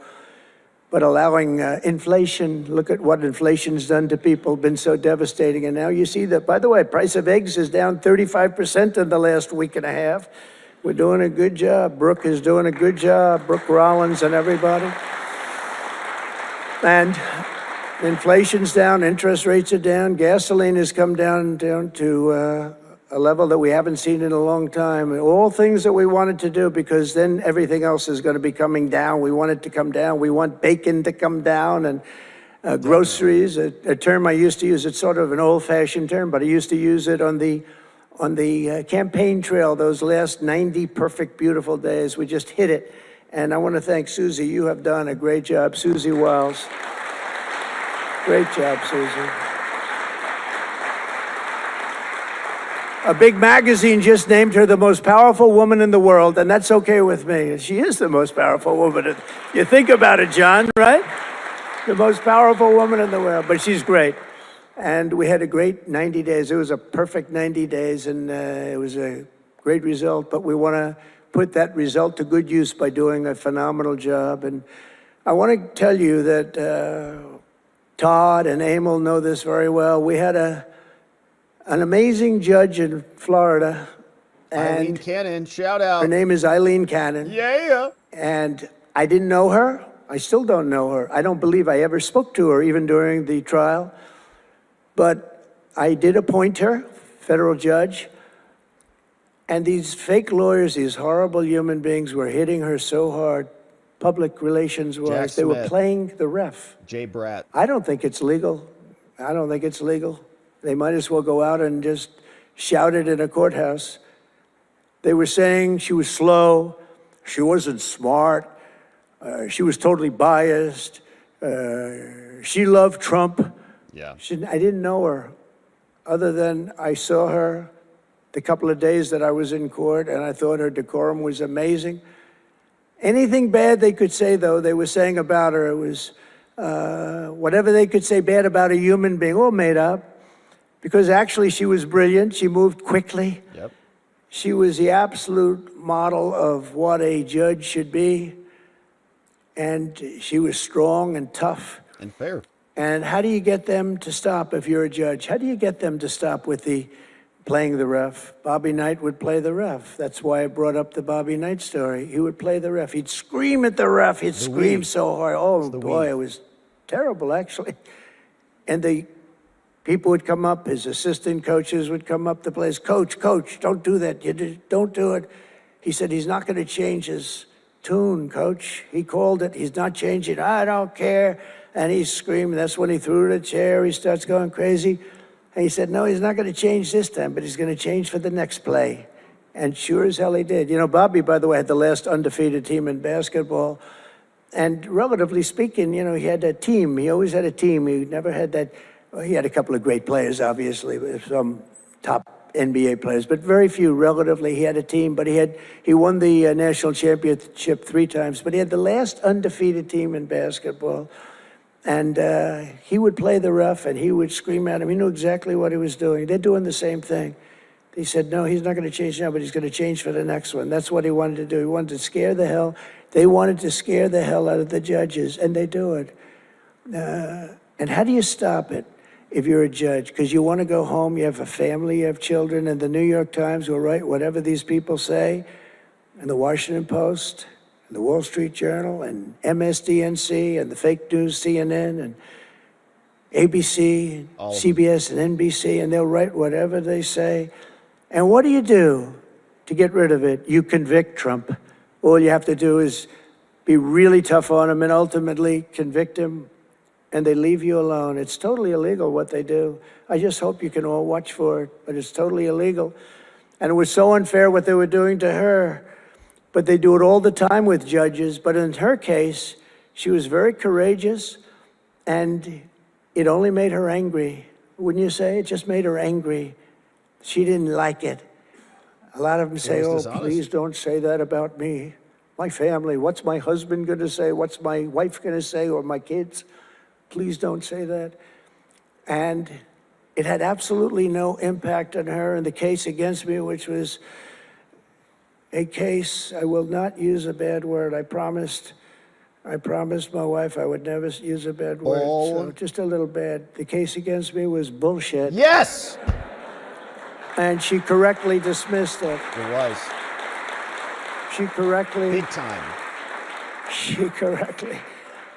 Look at Emil, he's looking, he said, that's interesting. But these two guys were warriors. You got a warrior here. You got two warriors, I can tell you that. You got a whole bunch of them. But, and they wouldn't quit. They wouldn't take no for an answer. They just wouldn't quit. These two people right up here, and some others that are involved with it indirectly. And what the lawyers do is they're doing it to the Supreme Court justices, hoping that they'll be overcome by the horrible things they say about them. They say things about Supreme Court justices and judges that are just horrible. They're playing the ref. Remember the way they treated Justice Thomas and Justice Alito and Justice Kavanaugh, Justice Gorsuch. Chief Justice Roberts get treated unbelievably badly. Amy. And they're hoping that they can sway them to go along because, again, what do? They're humans. You know, like it would be wonderful if everybody was just a perfect computer machine. But they're not. They're humans. And they don't want to be accused of many, many things, including gross incompetence. They don't like it, and they don't want it. There's not much they can do about it. You know, they're in a position they can't really fight back really very well. Right. And so what they do is sometimes they get weak. I would say a majority, maybe, of the times. That's why I'm so impressed with Judge Cannon in Florida, how strong she was, how she held up. It actually made her more resolute than anything I've seen. I mean, it was amazing because they were hitting her so hard. It was so sad to watch this. But it's sad what they do to other judges. It's very sad what they do to the Supreme Court. And a lot of the judges that I had, if you look at them, they take tremendous abuse in the New York Times and the Washington Post, all of the different networks. They take such abuse. And honestly, they're very simply, they're afraid of bad publicity. They don't want bad publicity. Yep. And it's truly interference, in my opinion, and it should be illegal, and it probably is illegal in some form. There's no difference than speaking to a judge or shouting to a judge or doing whatever you have to do in a courthouse. They're doing it behind the back. They're usually doing it anonymously. They're saying anonymously, off the record, the judge is no good, but everybody knows where it's coming from. And it's totally coordinated. It's a campaign, and it's by the same scum that you have been dealing with for years, like guys like Andrew Weissman, deranged Jack Smith. There's a guy named Norm Eisen. I don't even know what he looks like. His name is Norm Eisen of Crew. Hideous. He's been after me for 9 years. Now, Crew is a charitable organization. No, they're not. And the reason I'm saying this, Todd, is I'm only going to get one chance to say this. But these are bad people. I don't know who he is. I don't know what he looks like. But everything I read is Norm Eisen of Crew. The worst. And Crew is a charitable organization. No, they're not. And that's a political thing. His sole life is to get Donald Trump. And he's been vicious and violent. And he's trying, and he probably had pretty good success over the years. But with me, how did he do? I think I'm president. Am I here because I'm president? Yeah, you are. But we had to take all of that abuse, even during the trials, we had to take tremendous abuse. Like, you know, these wonderful guys, they're not legitimate people. They're horrible people. They're scum. And Getting you ready have for to know that. defamation And you're going to claims. have these cases I wasn't where violent. you can't allow yourselves to be deflected. You just can't let it happen. You have such a higher calling. And I believe that CNN and MSDNC, who literally write 97.6% bad about me, are political arms of the Democrat Party. And in my opinion, they're really corrupt and they're illegal. What they do is illegal. It makes no difference how big a victory I had. I can have the biggest victory in history. It makes no difference what kind of a failure the other side has. These people are going to go after me. And I said it during the big speech on Tuesday night. I said about Democrats, and I don't like that. I have great respect, by the way, for what Schumer did today. He went out and he said that I'm going to have to vote with the Republicans because it's the right thing to do. I couldn't believe what I heard. But, you know, I think he's going to get some credit for it. I think, let's see what happens tonight with the big vote as it comes. But these networks and these newspapers are really no different than a highly paid political operative. And it has to stop. It has to be illegal. It's influencing judges. And it's really changing over the country. law, and it just cannot be legal. I don't believe it's legal. And they do it in total coordination with each other, and everything we do, we're restoring law, restoring order, and restoring public safety in America. That's what we want to do. And we're bringing honor and integrity and accountability back to the highest levels of the FBI, DOJ, and throughout our government. We're bringing our country back faster than anyone ever thought possible. We're working so hard at doing it, and we want fairness in the courts. The courts are a big factor. The elections, which were totally rigged, are a big factor. We have to have honest elections. We have to have borders, and we have to have courts and law that's fair. Well, we're not going to have a country. Crooked Joe Biden got us into a real mess with Russia and everything else he did, frankly, but he didn't know about it, and he, generally speaking, signed it with auto pen. So how would he know? That auto pen is a big deal. I don't know. You know, they're having who's doing this? So when my people come up, Will and all of the people, Steve, they come up and, sir, this is an executive order. They explain it to me, and 90% of the time I sign it. 99% of the time I say do it, but they come up and I sign it. But you don't use auto pen. It's number one, it's disrespectful to the office. Number two, maybe it's not even valid because. Who's getting him to sign? He had no idea what the hell he was doing. If he did, all of these bad things wouldn't be happening right now.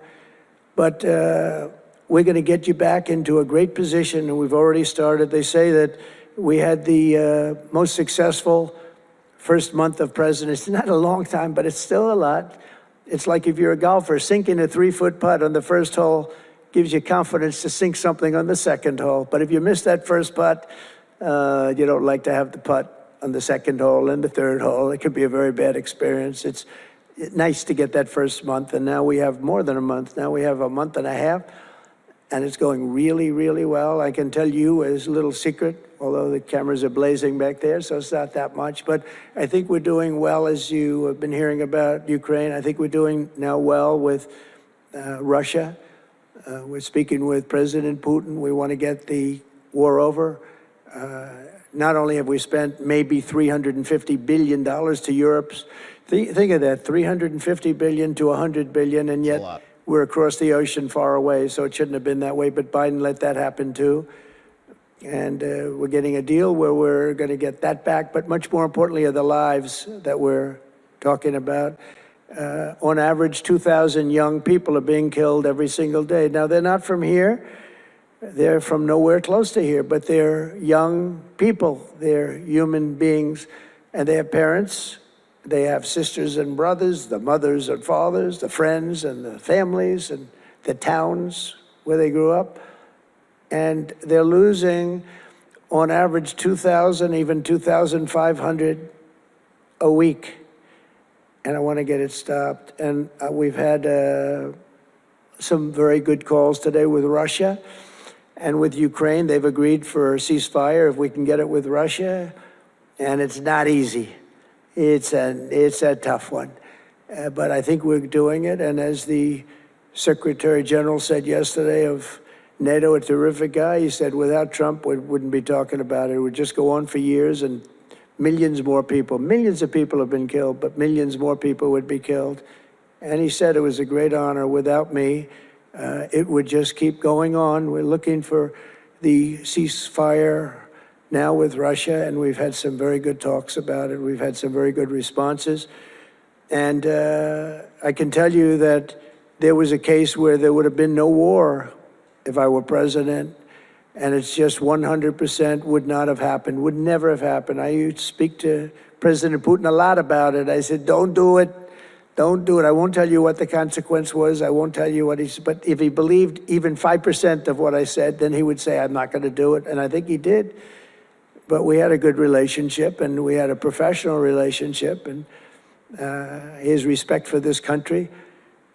And I think we've had some very good results. So, I haven't been able to say that to anybody else. I haven't wanted to say it until just before I came here. I got some pretty good news. So, but we have to see what happens. It's still a long way to go. The fighting is unbelievable. Russia has a large group of Ukrainian soldiers, as we speak, surrounded and in grave danger. They've been able to surround them. They're in grave danger. Biden should have never let this war happen. First of all, you don't want to pick on somebody that's a lot larger than you, even with the money. There's a lot of money that we gave them and a lot of equipment. We make the best military equipment in the world, but even with all of that, it's unbelievable. Right now, you have a lot of Ukrainian soldiers that are encircled and in grave danger, and I've asked them not to kill those soldiers, please, not to kill those soldiers. We don't want them killed. It's such a shame to see what's happened. A thing like that would have never happened. Inflation would have never happened. October 7th would have never happened. Israel, Iran had no money. They were totally broke. Think of it. They had no money to give to anybody. They were totally broke. And within a short period of time, as soon as Biden came in, he took out all the sanctions. And China and everybody else that wasn't buying oil from Iran was buying it at levels that they never spent before. And it was a sad thing. And if you look at Afghanistan, that was probably what got Putin started, because when he looked at how horribly we looked, I think the most embarrassing day, not that we got out because we were getting out, I would have been out faster than them. I was the one that got it down to the right level. But we would have kept Bagram, the big Air Force base. We would have kept it. Right now, China occupies Bagram. And the reason we would have kept it is because they were 1 hour away from where China has and builds its nuclear missiles and weapons. And they gave that up. At the dark of night, they left the lights on, and they left the dogs behind, by the way. A lot of people say, what about all the dogs? They had a lot of dogs, and they left the dogs behind. And what a shame, what a shame. The way we got out, I think it was the most humiliating time in the history of our country. The way it happened, not that we were getting out, because we wanted to get out, but we would have gotten out with dignity and strength. And what a difference a rigged and crooked election had on our country when you think about it. And the people who did this to us should go to jail. Yeah. They should go to jail. So I just want to say God bless America, because we have to say God bless. We're lucky we're still here, frankly. And this whole thing could lead, I think we have it. But this could lead to World War III. Could very easily lead to World War III, but I think we're in pretty good shape, a lot better than we were before we got involved, that I can tell you. That was heading into World War III territory, and that would have been a war like no other because of nuclear weapons and other types of weapons that people you don't even want to know about. But as many of you do know, well, we're focused on persecuting, and these people were really focused on persecuting Republicans. The last administration presided over the worst increase in violent crime in our country in many, many decades. We had levels of violence and crime, and a lot of it had to do with the illegal immigrants that came in. Remember when I used to complain about it? Because I knew how tough they were, how mean they were. And they said, no, people that come into our country are all wonderful people. No, they're not wonderful. These are stone cold killers. These are killers they make our killers look nice by comparison. They make our killers look nice. These are rough, tough people with the tattoos all over their face. Historically speaking, I don't want to discriminate against anybody, but historically speaking, they're not going to be the head of any major bank that we know of. These are rough people. These are rough killer people, and they allow them in by the millions. In major cities like New York, Chicago, and Washington, mothers can't walk their children to the park without fear of being shot or killed or raped or anything. Women can't ride the subway without worrying that a hoodlum will shove them onto the train tracks. In New York, it's happened twice in the last couple of weeks. They're standing there, a perfect Wall Street gentleman in one case, and another person who was a worker, good worker, electrician, gets pushed into a train going 45 miles an hour just prior to the train, not stopping, going to go through that. I know the stations very well. I used to take the subway. I used to feel safe. When I was young, I'd go to my parents would drop me off at the subway. I'd take the subway to my school. Can you believe it? Today, they wouldn't be doing that. And we want to get a country back maybe where you can do that again, that would Pam. be nice, yeah. But Safe it's so streets. sad to see what's taking place. Under the Biden regime, average monthly homicides increased by 14%. Property crime rose tremendously. Violent crime went up at least 37% that they know of. Rape soared by 42%. Car theft rose by 48%. And robberies surged to 63 to 100%. They don't even know what the number is. And I have no higher mission as President of the United States than to end this killing and stop this law-breaking and to making America safe again. And that's what you're all about in this room. We want to protect Americans, and we protect everybody that's in our country, American or not American. We want to have a safe and proud country. We're joined today by dozens of police officers, sheriffs and sheriff's deputies from all across the country. My message to these law enforcement heroes is simple. With me in the White House, you once again have a president who will always have your back, will always have your back.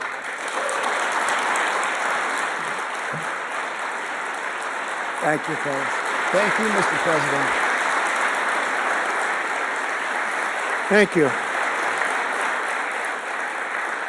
That's a lot of good-looking people. I will tell you, I feel safe. I'm glad you're in the room. I feel even safer.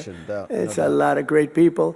On day one, I signed an executive order directing Attorney General to ensure that anyone who murders a police officer immediately, with as fast a trial as we can have, gets the death penalty.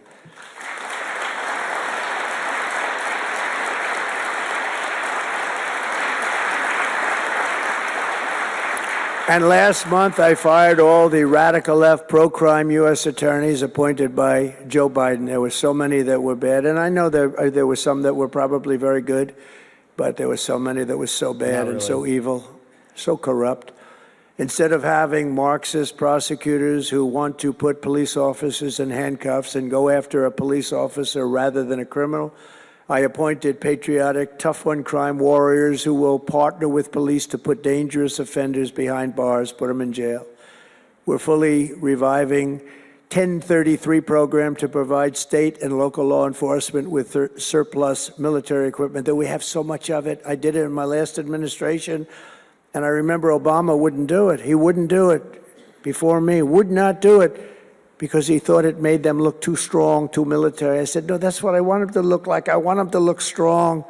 And it was protective, defensive equipment. We had billions of dollars. I gave it out, and now I'm going to have a chance to give it out again. They didn't want to do it with Biden, and Biden didn't know why. I didn't, if they would have asked him, he wouldn't have been able to answer the question. He could never answer a question. They said my press conference yesterday was longer than all of Biden's press conferences put together for the last 4 years. And I don't know if that's true, but it was close.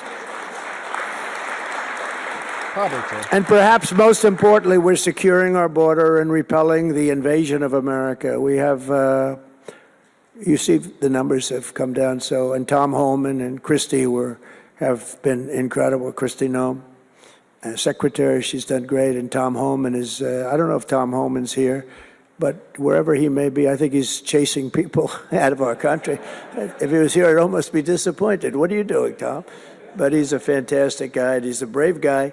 Over the past 4 years, other countries emptied out their prisons and jails, mental institutions, and insane asylums, and sent the killers, drug smugglers, and bloodthirsty inmates from the filthiest dungeons of the world straight into the USA. And open border. We had an open border policy. Anybody could come in, no matter what you were, no matter where you came from, no matter what you looked like, no matter what you were doing, no matter what you did, no matter how many people you murdered, you could come right into our country. We have murderers right now walking the streets. We're joined today by Tammy Nobles, whose 20-year-old daughter, Kayla, was attacked in her home 3 years ago, horrifically assaulted and strangled to death by an illegal alien MS-13 monster set loose into our country under the open border Biden regime.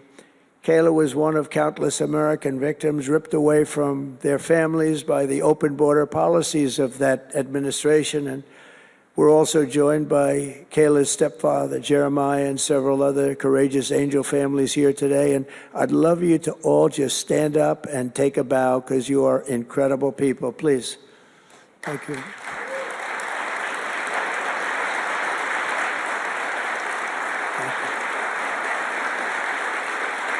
Thank you.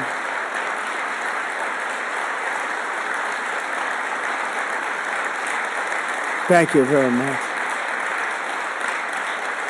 Thank you.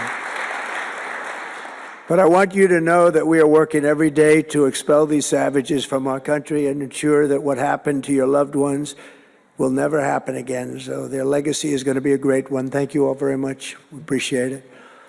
On day one of my administration, I declared a national emergency on our southern border. In our first full month in office, we achieved the lowest level of illegal border crossings ever recorded, okay? Even lower than 4 years ago.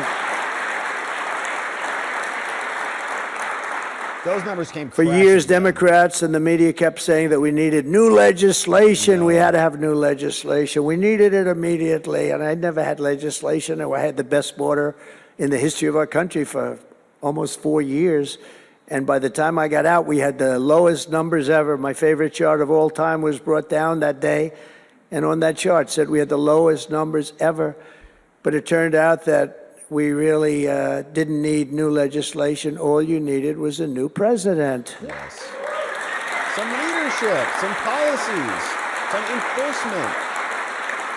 And I said that the other night. That's all you needed was a new president saying, close the borders, because the Border Patrol is unbelievable, ICE is unbelievable, and all of our law enforcement is just incredible. All of you guys are amazing, and the people of our country respect you and they love you, and a lot of times you don't hear that because you have to listen to the fake news back there, but they have great respect for you, so I just want you to know that. And you know, that includes our fire departments too. They don't get spoken about enough. You know, they go into some of the areas I read where they're shooting them off ladders. Can you believe it? They go up to put out a fire, Leo, and they go and they shoot them off a ladder. It's just unbelievable. These firemen and women are incredible. So I want to put them in the same category because they're just incredible. I also like that the fact they voted for me like at 94%. So I have to mention them. I have no choice, right? But the truth is they're phenomenal people. The law enforcement, fire, everybody, they're phenomenal. Basically first responders, because that's what they are. They're first responders. And we're ending the migrant occupation of America. And what we're doing now is we're liberating our cities and our suburbs and our towns. And you see a big difference. I'm getting calls all the time from even leaders of other countries saying, sir, the whole world feels liberated now. It feels like there's a light over America, but there's a light over the whole world. I hear that so much. It's so nice to hear, too. And I feel it. I mean, I feel it. I look at it. I see the polls. I don't know if the polls are right, but they're certainly very good. I'll take them right now. It's amazing what's taken place in such a short period of time. Really 6 weeks, but it's longer than that. It's really November 5th. I think that hopefully will go down, if you do your job great, it'll go down as the most important day, one of them at least in the history of our country. You know, July 4th was 1776, it was pretty important too. But let's see if we can top it. Can we top it? I don't know. That's a tough one, but we're going to try. But it will be one of the most important days in the history of our country. So I think, and I think everybody in this room wants that to happen. Last month, we officially designated MS-13 and Tren de Aragua. That's the Venezuelan gang, the toughest gang, they say, in the world, and the Mexican drug cartels as foreign terrorist organizations. That's a big deal. Nobody wanted to do that in the past.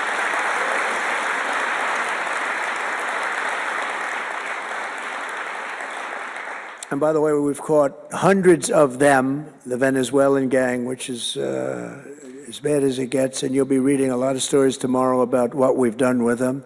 And you'll be very impressed, and you'll feel a lot safer, too, because they are a vicious group. They went into Colorado. They took over areas of Colorado. They sort of were like me. They were in the real estate business, but they didn't go out and get financing. They just took over a building and kept it. And they said to the tenants, get the hell out of here. One man called the police, and they cut off his fingers. And they say, you call again, your other fingers, and you call a third time, and you're dead. Wow. These are tough people and bad people, and we're getting them out of our country. And some are so bad, we don't want to get them out. We have to put them in jail because we don't want to even take a chance that they can come back. Thanks to our efforts, Mexico recently handed over 29 of the biggest cartel leaders, including the depraved kingpin charged with the 1985 murder of DE agent Kiki Camarena. And that was a big deal, if you know. They've been looking for this person for years, many years, and we got him. This evil killer will be now prosecuted to the fullest extent of the law, and we know that, well, it's let's put it this way, I have to be nice. It's a very strong case.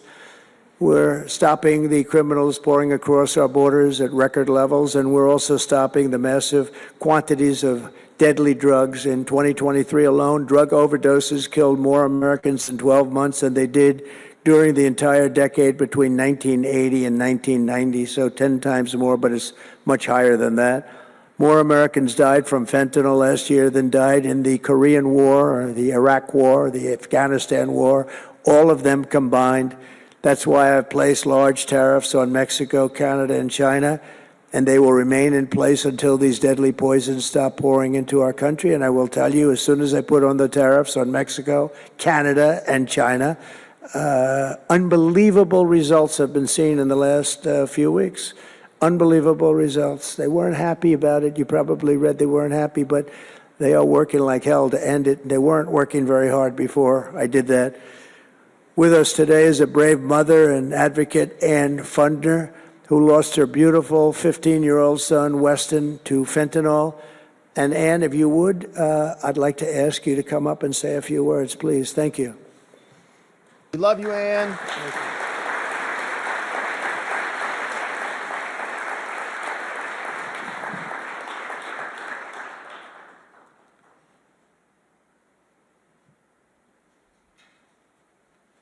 Thank you very much. Thank you, darling. Thank you. You're going to be great. Let me put that down a little bit. Thank you. Well, first, I want to say thank you. I think this is the biggest honor of my entire life, being on stage with President Trump. But I want to tell you a little bit about my son, Weston, who absolutely loved President Trump. He had a beautiful Trump 2020 flag hanging in his bedroom. Shout out to Weston. And he had it on the beach one day, and we took a picture, and it became our 2020 Christmas card. Nice. With the most perfect slogan for President Trump, peace on earth. What would happen in the next 4 years would be devastational to our country and our safety of our children. And in 2022, Weston lost his life, a freshman in high school at the age of 15, from a single pill that took his life. Horrible. The cartels were allowed to operate on American soil and took hundreds of thousands of American lives. And so we knew there was only one person that could save us from the devastation on our American soil, and that was President Trump.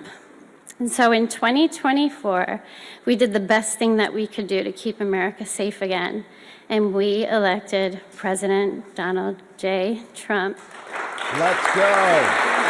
Thank you. Thank you. Finally stop this crap from coming into our country.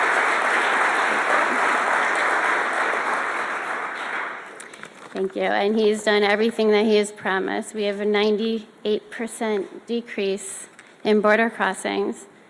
And he has labeled the terrorist cartels terrorist organizations. And he has instilled tariffs because there is no price on human life.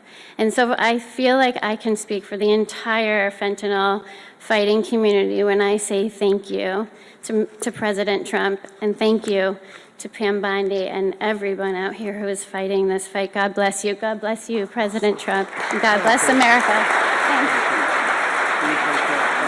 He's up watching you. He's up there watching you. And he's so proud of Mom.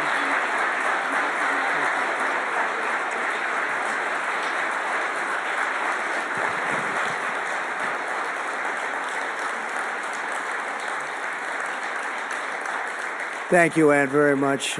Weston is, I just said to Ann, Weston is up in heaven watching his mom, and he's so proud of you. He's so proud of you. Thank you. We're also joined today by a number of other American families who have lost loved ones to fentanyl, and I'd love you to just stand up for a second, and we want to acknowledge you, and also your daughters, your sons. They're looking down on you, and they're loving you like crazy. So thank you very much. Thank you. Thank you. Thank you. This department will not rest until we have ended the fentanyl epidemic in America once and for all. In less than 2 months since I took office, the DEA and FBI have seized nearly 1 million deadly doses of fentanyl, and that's just the beginning. At my direction and working with Pam and everybody else, we've launched an all-out war on fentanyl traffickers, and it's a war that we're going to win. We're going to win this war. I spoke with the president of Mexico, very nice woman, very fine woman, and I said, let me ask you, you're sending a lot of drugs into our country. We're not liking it at all. Can't do that. But I said, is Mexico, does it have much of a drug? She said, no, we're not a consuming nation. I thought it was an interesting term. And I said, why? And which I've heard also, by the way, they're not a consuming nation. They distribute, but they don't consume. But I said, why are you not a consumer? Well, we're very close with family. I said, so we're very close with family, too. I mean, our families are being devastated, and we're just as close. Why else? She said, well, we spend a lot of money on advertising saying how bad drugs are. They're very rough ads. They show the skin falling off and the teeth falling out and going blind and losing hair and everything that these things do. You look like you just came out of a horrible concentration camp. And she said it was, they're rough ads. And it's not often that I feel I've learned something from a phone call, because I've had a lot of phone calls over my life. But I realized right then and there what a great idea that is. And we have hired, Susie, a great person who did a lot of our campaign work. And we've come up with an advertising campaign that's, I think, really incredible. More than anything else, it's terrible to watch. Terrible to watch. It's the only way it's going to work. And I would be, because we got the numbers down, 18% would have a blue ribbon committee headed by the First Lady of the United States, who everyone loves, and some of her friends. And, you know, they work so hard, but it's a tough deal. They're dealing with very smart and very vicious people. You know, some of those businesses, those cartels are run better than any business in America. They say they're run incredibly, not just here. They all over the world. They're run like a major business, but in many cases better. And I said, we got it 18% down. Well, 18% is incredible. It's like a record, but when you think of it, it's not very much. And the way you get it down, if you want to get it down to close to 100%, is with the death penalty. But I think maybe America is not ready for that. China has a death penalty. Singapore has a death penalty. Various places have the death penalty. Wherever you have the death penalty, you don't have drugs. But it's true. I just don't know if this country is ready for it. So I tell people, and it's always an option, but I don't know. I just don't know if you're ready for it, and that's okay. It's nothing you can do. But what we're going to do is we're doing this campaign. And I think we can get it down 50% with this campaign, because when people see all the horrible things that these drugs do to you, we're especially focused on fentanyl. When they see all of the horrible things that happen when you take drugs, how you look, you lose your look. Everyone's vain. They don't want to lose their look. The look is so important. And I think when they see these things, they may say, you know what, I'm going to take a pass. But there is big danger. Pam and I were talking about it before. A lot of people are taking fentanyl and not even knowing. They think they're doing something else, or maybe taking another drug, but at a much lower level. And they die. You can put on the pin, think of this, the head of a pin, fentanyl, and it's too much, and it will kill the strongest person in the room. Crazy. And it's amazing. But we're going to do this campaign. It's going to be launched fairly soon, Susie. And I think it's going to have a big impact. I think if we got it down by another 30, 35 points, and I really believe we can, I think that's an incredible idea. So I thank the president of Mexico, actually. It was a call on tariffs, and we talked about drugs. And she gave me an idea that I think will be very successful, and based on what I saw, it's going to be amazing. Under our leadership, this department is once again laser focused on protecting the American people. We're defending our borders, our streets, our children, and our good, really God-given, this is God-given rights and liberties once and for all. We're going to defend our country, and we're going to defend our rights. Etched onto the walls of this building are the words English philosopher John Locke said, where law ends, tyranny begins. And I see that, and I saw it over the last 4 years when somebody was allowed to attack viciously with this department and the FBI. His political opponent, how did that work out? Didn't work out too well, but it wasn't pleasant. It wasn't pleasant. I was attacked by a political opponent, and probably it helped that I was attacked more than anybody in the history of our country. Alphonse Capone, the great Alphonse Capone, legendary Scarface, was attacked only a tiny fraction of what Trump was attacked. And maybe it worked out well. I don't know. If I had to give it up, I probably wouldn't, but only because I've gone through it. But I wonder what the difference would be. Maybe they helped get me elected by those margins, the big margins, the big mandate that we received. But you can't go after your political opponent. Nobody's ever seen anything like it, actually. And hopefully they won't see anything like it. But now, with the return of law and order, the entire world is witnessing the triumph of American justice and American freedom. That's why we're here today, gathered with people that have love for our country. In the coming years, we will revive the storied legacy of this department, and it's happening right now. You can feel it. And rekindle the spirit of the great lawmen and legal lions of the past, Americans like Wyatt Earp, Elliot Ness, Frank Hammer, Rudy Giuliani. Rudy Giuliani had to suffer greatly, greatly. He's the greatest mayor in the history of our country. He had to suffer greatly. Ed Meese, Antonin Scalia, Robert Jackson, and Robert F. Kennedy. Good list. We will rebuild pride in our institutions. We will restore the prestige of this great department, and we will bring back faith in our justice system for the citizens of every race, religion, color, and creed. And I want to just tell you that this has been a great honor. I was asked to do it, and I said, is it appropriate that I do it? And then I realized it's not only appropriate, I think it's really important. And I may never do it again.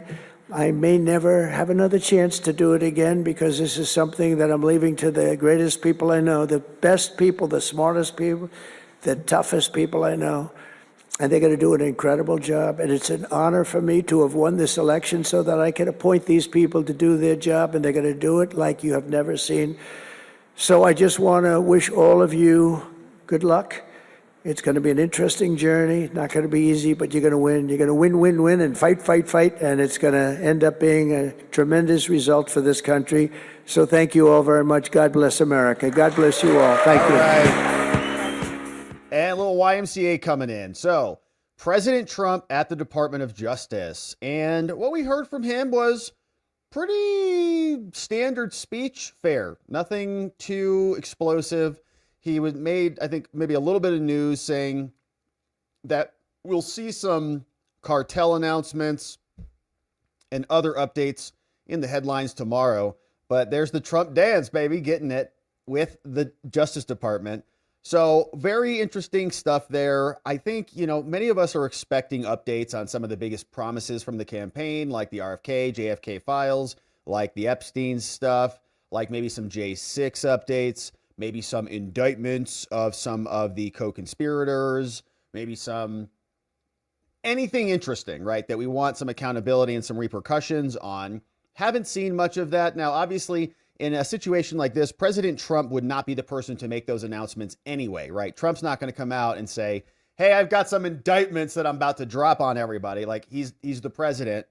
He's not the attorney general. But Kash could have given us an update on that. Pam Bondi could have given us an update on that. And we were joking when Pam was speaking about whether you could win the entire game of bingo with just one word. If it was Epstein, you won. Didn't hear that at all today. So not a big surprise, but not exactly what we were expecting. I was expecting a little bit more news, but it was just kind of a standard fare from the president, and historic nonetheless. He was speaking to the DOJ. That entire building is a building that had been weaponized, and Trump went into the belly of the beast and just said, hey, we're here. The boss is in town. And so glad we covered it. Hopefully Pam and Kash give us some more updates on what they're working on very soon. But as you can see, we're also waiting for the votes to get counted. And so I wanted to just jump over to this before we see who is here and jump into your questions and your comments on the day. We got the latest from C-SPAN. Here is Mr. Kim. what we've got voting right now. No. So we got to get to 60 to limit debate, right? That's the cloture vote. So we got to get up to 60, and we'll see if we get there. This is what it sounds like here. Let's make sure this is not muted. All right, Mr. cool. Young. All right, so. Aye. Mr. Wyden. No. Wyden. Mr. Hoven. Aye. All right, so we'll just keep our eye on this one. Let's see who's here, my friends. It's a beautiful day. Thank you for sending in these donos. Thanks for joining us. Trump's speech to the FBI, to the DOJ. Let's see who's in here. This is in the Senate now. And is that Mark Kelly over there? Looks like him. Mr. Husted, aye. All right, so we got 20 votes to go. We'll see if we get there. I haven't seen any predictions on it quite yet, so not sure if we're going to get there or not.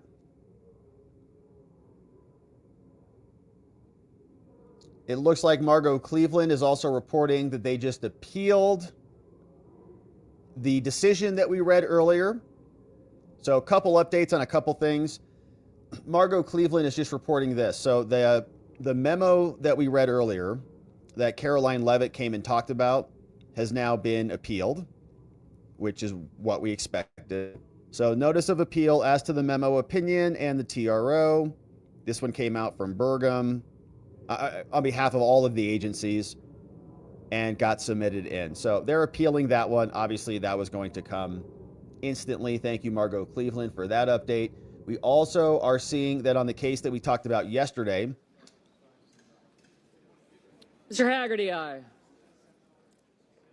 On birthright citizenship, we had the Supreme Court come in, and the Supreme Court Mr. Risch, aye. has ordered a response by 4 p.m. on April 4th. So the Supreme Court has at least accepted, a part of this and ordered a response, which is good. Not until April 4th. So we have a little bit of time here. This one is less pressing. Mr. Johnson, aye. Because these are about babies being born, not about $2 billion being dumped out by Judge Amir Ali from Ontario. So we also have Congress submitted an amicus brief. We may hit that tomorrow on the Membo stream, on the Saturday Membo stream. We'll see what we get to tomorrow. But so 18 Congress people also dropped that one in and as an amicus. So that's happening right now too. Mrs. Capito, aye. Capito in the House. Mr. Whitehouse, no. All right, so we're going to pay attention to this, and then we will also see who's here and grab your comments, my friends. Thanks for sending these in. Thanks for becoming membos. Thanks for supporting our work and all the things. And did you guys see my blood moon? Ms. Hassan, aye. My blood moon photos? I'm super proud of these. I posted these on X and over on Locals. But last night, I was up, stayed up way past my bedtime, took some photos of the blood moon, and... Mr. Fetterman, aye. Fetterman. He's voting for cloture. All right, so we're getting closer. So we got some Democrats. All right, here's my blood moon. I posted it over on X. I'm very proud of these. So I have to share them. It's like my baby photos, except it's not a baby. All right, here's my blood moon. So check this out. It was very windy last night, or very cloudy last night. So your boy captured that. Those are the clouds moving back through. Blood moon time. So that's a video. You can see some of the clouds moving. I was very excited about it because I was running in and out. We had clouds coming. I'm like, I'm not going to capture it. Mr. Moran, aye. But we got it. So that's a still shot. The device I'm using is called a C-Star S50. Ms. Baldwin, no. Very cool device. And Mr. Reed, that's what it looked no. like from outside. But then when I zoom in on the blood moon, that's that. So anyways, I'm excited about it. Thanks for looking at my photos. Since I have you here, thanks for looking at my photos. But it was awesome. I had a ton of fun. So the blood moon was cool. And thanks for letting me share that. All right, so Glocky was in the house. Thank you, Glocky. We got some great donos coming in. Let's see who's here right now. starting today. Glocky says, hey, everybody. So to the Watcher fam, let me see if I can get all this stuff on one screen. From Glocky. Yes, this might work better. Mr. Hickenlooper, no. All right, so Glocky shared this one. Says, to the Watcher fam, in central and southern U.S., the next 36 hours is going to be rough, life-threatening. Please have a way to get notifications. Your contact loved ones tonight. Starts a strong Miss nocturnal Murkowski, outbreak. Murkowski from Alaska. So be safe, okay? We got tornado supercells that are coming in, and this is what it looks like. So be very cautious out there, my friends. Thank you, Glocky, for flagging that for everybody. No doubt. We want to be safe. All right, so Glocky, thanks for that. Miss Smith, no. Mr. Warner, no.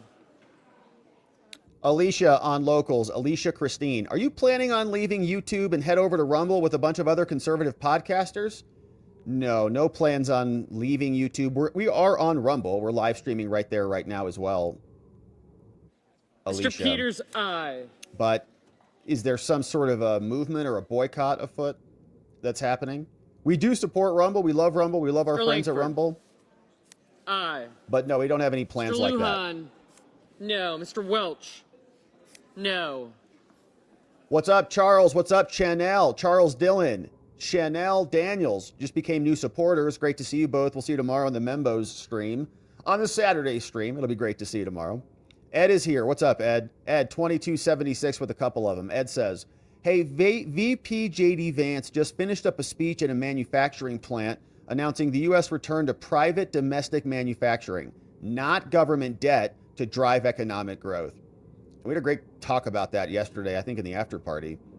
About, stock markets and all this stuff kind of adjusting right now. It's because all of the fake money that was pumped into the markets and into real estate and into assets, right, are all being cut off. And so we're seeing some corrections. And what we're going to get in the aftermath is actual economic growth in a real country again. It's going to be nice. Ed, Trump is taking us back to small government and the Industrial Revolution, times of the greatest expansion of economic growth and national wealth, from Ed 2276, where we actually produce things. We don't just produce debt for the rest of the world and buy products with credit card debt. I mean, like government credit card debt. Object Class Keeter says, my hope the reason for little coming out of the DOJ is that they are preparing... Ms. Klobuchar, no. Amy. Crossing T's, dotting I's, and some point a mass flood of investigations and docs, etc., or the AG is disappointing. I don't know. From Object Class Keeter. Yeah, I mean, I think if we were expecting things to be similar to Doge, right? If Doge is out there cleaning house, firing 26,000 here, firing 15%, 20% over here, and so on, you kind of expect similar behavior. Mr. Barrasso, aye.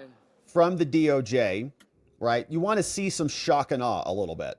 You want to see some documents. Mrs. Gillibrand, aye. Wow, Gillibrand, New York, Senator Democrat. She's voting yes. So some Democrats are breaking. For sure. Mr. Booker, no. Corey. Wouldn't you expect something on parallel, something that matches the energy out of Doge with the DOJ or the FBI? Like, give us some excitement and energy with the release. They tried it with their little stage 1 crap, but nobody bought it, obviously. So it's like, where is that? What are we waiting for? Now, again, I know it's early, but if we get to 6 months and we don't have meaningful progress on this, then it's really all right. We got Dan Bongino just coming in on Monday. Shout out to Dan. Last show today. It's going to be wild to have him in there. And, who knows what happens after that gets going, but we're giving him a little bit of time. But if they keep doing this... Mr. McConnell, aye. Mitch, if they keep coming out with various updates and speeches and there's no real action, we're going to be pretty disappointed pretty quickly. And I can already feel it, right? We can already see it's like, all right, yes, keep talking about the border. Yes, keep talking about fentanyl and all those things. That's great. But we want the rest of what we were promised. Object Class. Ed 2276 says, how does the state have standing to challenge the firing of federal workers? It's a great question. According to the judge that we just read today, the state is being injured. Mr. Wicker, aye. The state has employees of the federal government who they want to skim off the top of their taxes for taxes. So they've got injury, and so they can be there and sue. Says, do the states have to get presidential approval before they can fire state employees? Kind of reversing it. In other words, does the president Rosen, no. have a say in what they do? Okay, if the states can have a say in what the president does, and if the president fires a bunch of people, that's problematic for the states. Does it work the opposite? I doubt it. And it doesn't even work this way. It just works this way because Trump is the president. They're just making it up. Hey, G-Men, shouldn't the CFR be void now that Chevron is Mr. essentially Shaheen, aye. struck down? Well, I think you could make the argument as it pertains to those CFRs, but I wouldn't interpret Chevron to just say that immediately, like every CFR is invalid. But I think that Trump's response could say, reference Chevron. And G-Man is bringing up another Supreme Court case where the Supreme Court essentially said that the administrative agencies can't create law. Like they're not the right body to do that. And the Chevron doctrine. Mr. Scott of South Carolina, aye. All right, so we got 58. We're inching closer. But yeah, it's a great point, G-Men, and I think that a lot of CFRs are going to be invalidated once they're challenged under this new administration. G-Men, nothing is stopping these states from raising their taxes. Yeah, they can go mitigate this, go pass some legislation, go get some more money from their constituents. It's not irreparable harm. Object Class Keeter says, so you can fire for not getting the jab and you can lose taxes, etc., but you can't fire those who don't work or are unnecessary. Yeah, that makes sense. Yeah, though you had to do this or you're fired or you're thrown out of the military, and there weren't blue states whining about this. There weren't judges bending over backwards to grant anybody who sued the government nationwide injunctions when they were mandating you shove something into your body. Mr. Banks, aye. G-Men is saying she keeps citing federal law. We're up to 58. It's not federal law. Like you rightly pointed out, it's federal regulation, which they, interpret as law because it suits them. G-Men says, I used to be an actuary. I would be more than happy to calculate it for her for free. Because she's like, I can't even calculate what the damages would be, so we'll just calculate it another time as it related to the injunction bond. Good to see you in G-Men. Ray Ronk, what's up? Says, absolutely loving Caroline. She is ruthless. Yeah, Caroline is good, man. And she's very prepared too. She came out there and she just had that whole paragraph just off the tip of her tongue, just ready to go. Like ultra prepped. She knew what they were going to ask and she was ready to deliver. Good to see you, Ray. Thanks for being here for 18 months, almost 2 babies. What's up? Just Me says, from what I watched, no one has been fired without notices. They got notice. It was in the form of an email that said, you're fired. You're notified. You're fired. Get out. All the federal thieves, AKA employees, they're public servants. Mr. Cruz, aye. 59. One more to go. And then our government's going to stay open. Mr. Young.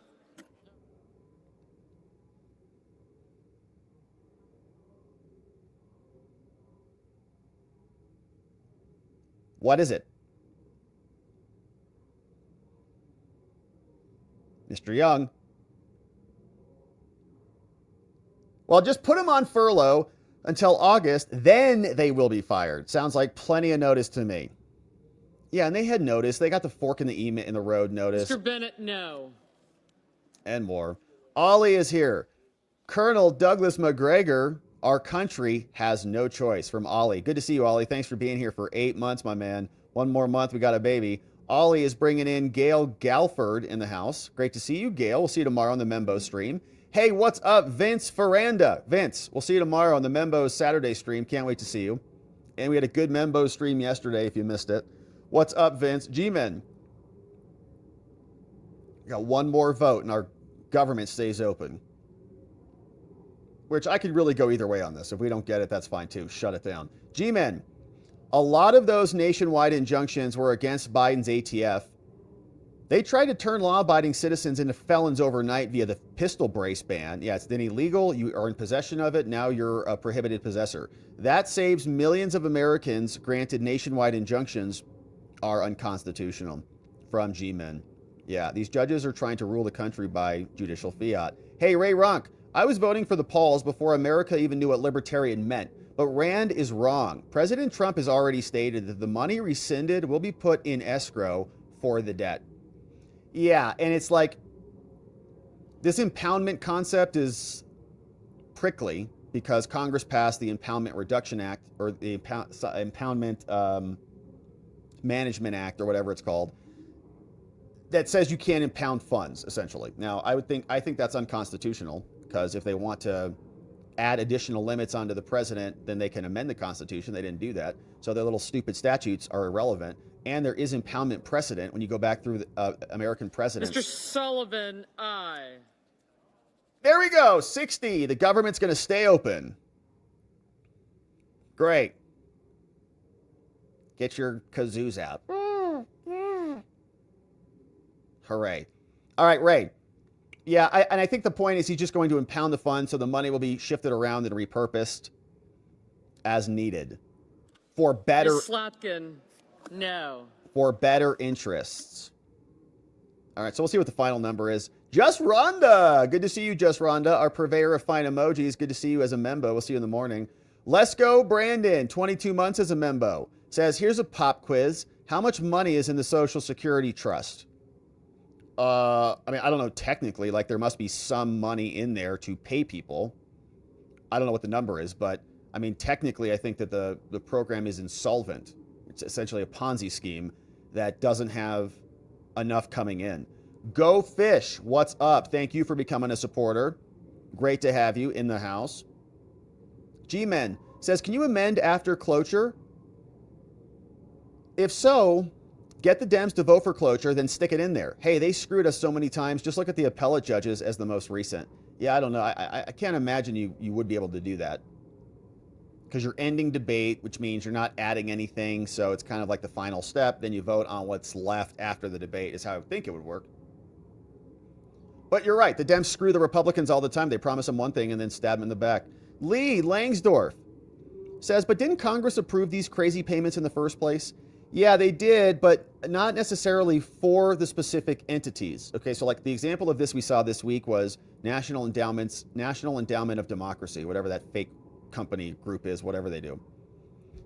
Congress, and our Doc Master Elliott actually dug into this on Locals, found the literal appropriation from the congressional bill. So Congress votes on a bill. In it, they write specifically, National Endowment for Mr. Democracy Warnock, no. gets $100 million of American taxpayers for government grifters. It's in there. So they got to get that money. And we saw this week that Rubio and the rest of them gave them that money. But the others, like all the USAID things, you would say, well, $50 billion needs to go to USAID, but it's just to USAID to disperse at their will. So in the congressional bill, it's not USAID has to give it to the AIDS doctors or has to give it to Global Health Council or any of those other companies. It's just that USAID Mr. Schmidt, aye. has to use the money for American foreign aid. So great, they will. They'll use it for other things that are much more in alignment with American interests rather than transgender ideology. What's up, Marco Kungla? Good to see you, Marco. Thanks for becoming a supporter. We'll see you on the stream tomorrow morning. Marksman AZ, what's up, Marksman AZ? Says, do you think that they will ignore that the 30-day deadline for the Second Amendment report has passed? I'm not familiar with this issue, Marksman AZ. It sounds like you are more. So generally, no, right? I don't think that the Trump administration is giving us any indication that they're going to ignore anything. I think that they're going to comply with the appellate rules and appeal in due course. So if that's the question, then I would say no. I think that they're complying.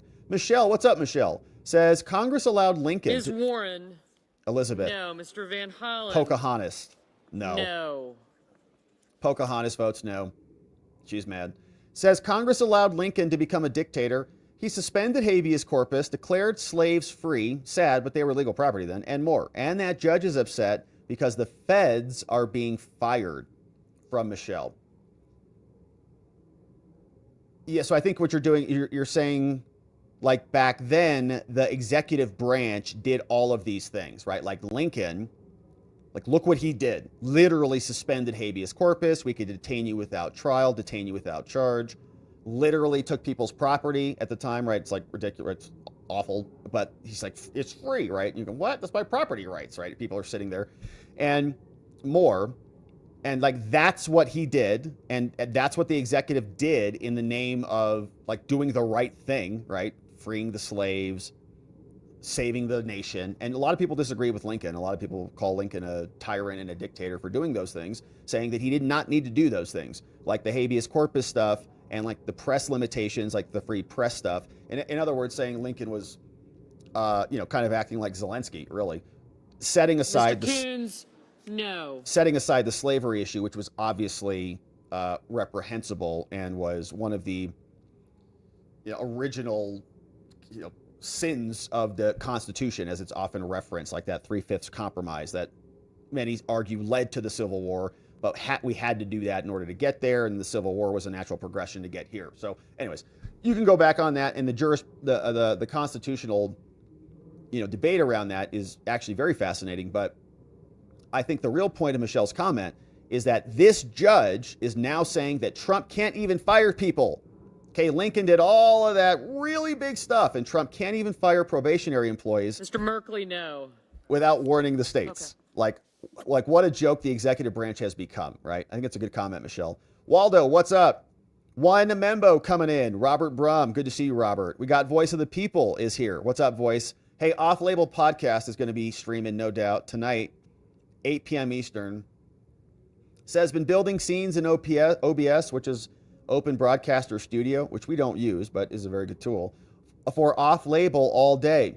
Our show is changing visually. We'll bring a hearing tonight to give a preview. Normal time, 8 p.m. Eastern time, so coming soon. I'm impressed with myself here. Hey, that's how I felt with my photos today, so I get it. Voice, I'm coming around to the tariff idea now. I can only see how this will grow our economy. Blumenthal, no. Loser. But only if the cuts we make fund our own expansion at home. Good to see you, Voice. Yeah, I'm open to it. I mean, I don't know why we have to ransack our economy for the benefit of other countries. Seems fair. Hey, Tony Hay Munkets is bringing in Melissa. Good to see you, Melissa. And thank you, Tony Hay, for bringing in a new member. We'll see you both tomorrow morning, I hope. Stop the China fraud, says FBI. On this vote, the yeas are 62, the nays are 38. 3/5 of the senators duly chosen and sworn have voted in the affirmative. The motion is agreed to. Mr. President, we've already locked in 10-minute Majority Leader. We've already locked in 10-minute votes for the balance of the number of votes, but if people stay here in their seats, we can execute that a lot more quickly. So then we're going to go to the final vote, so debate's over. Senator from Oregon. Mr. President, I call my amendment 1273 and ask that it be reported by number. The clerk will report.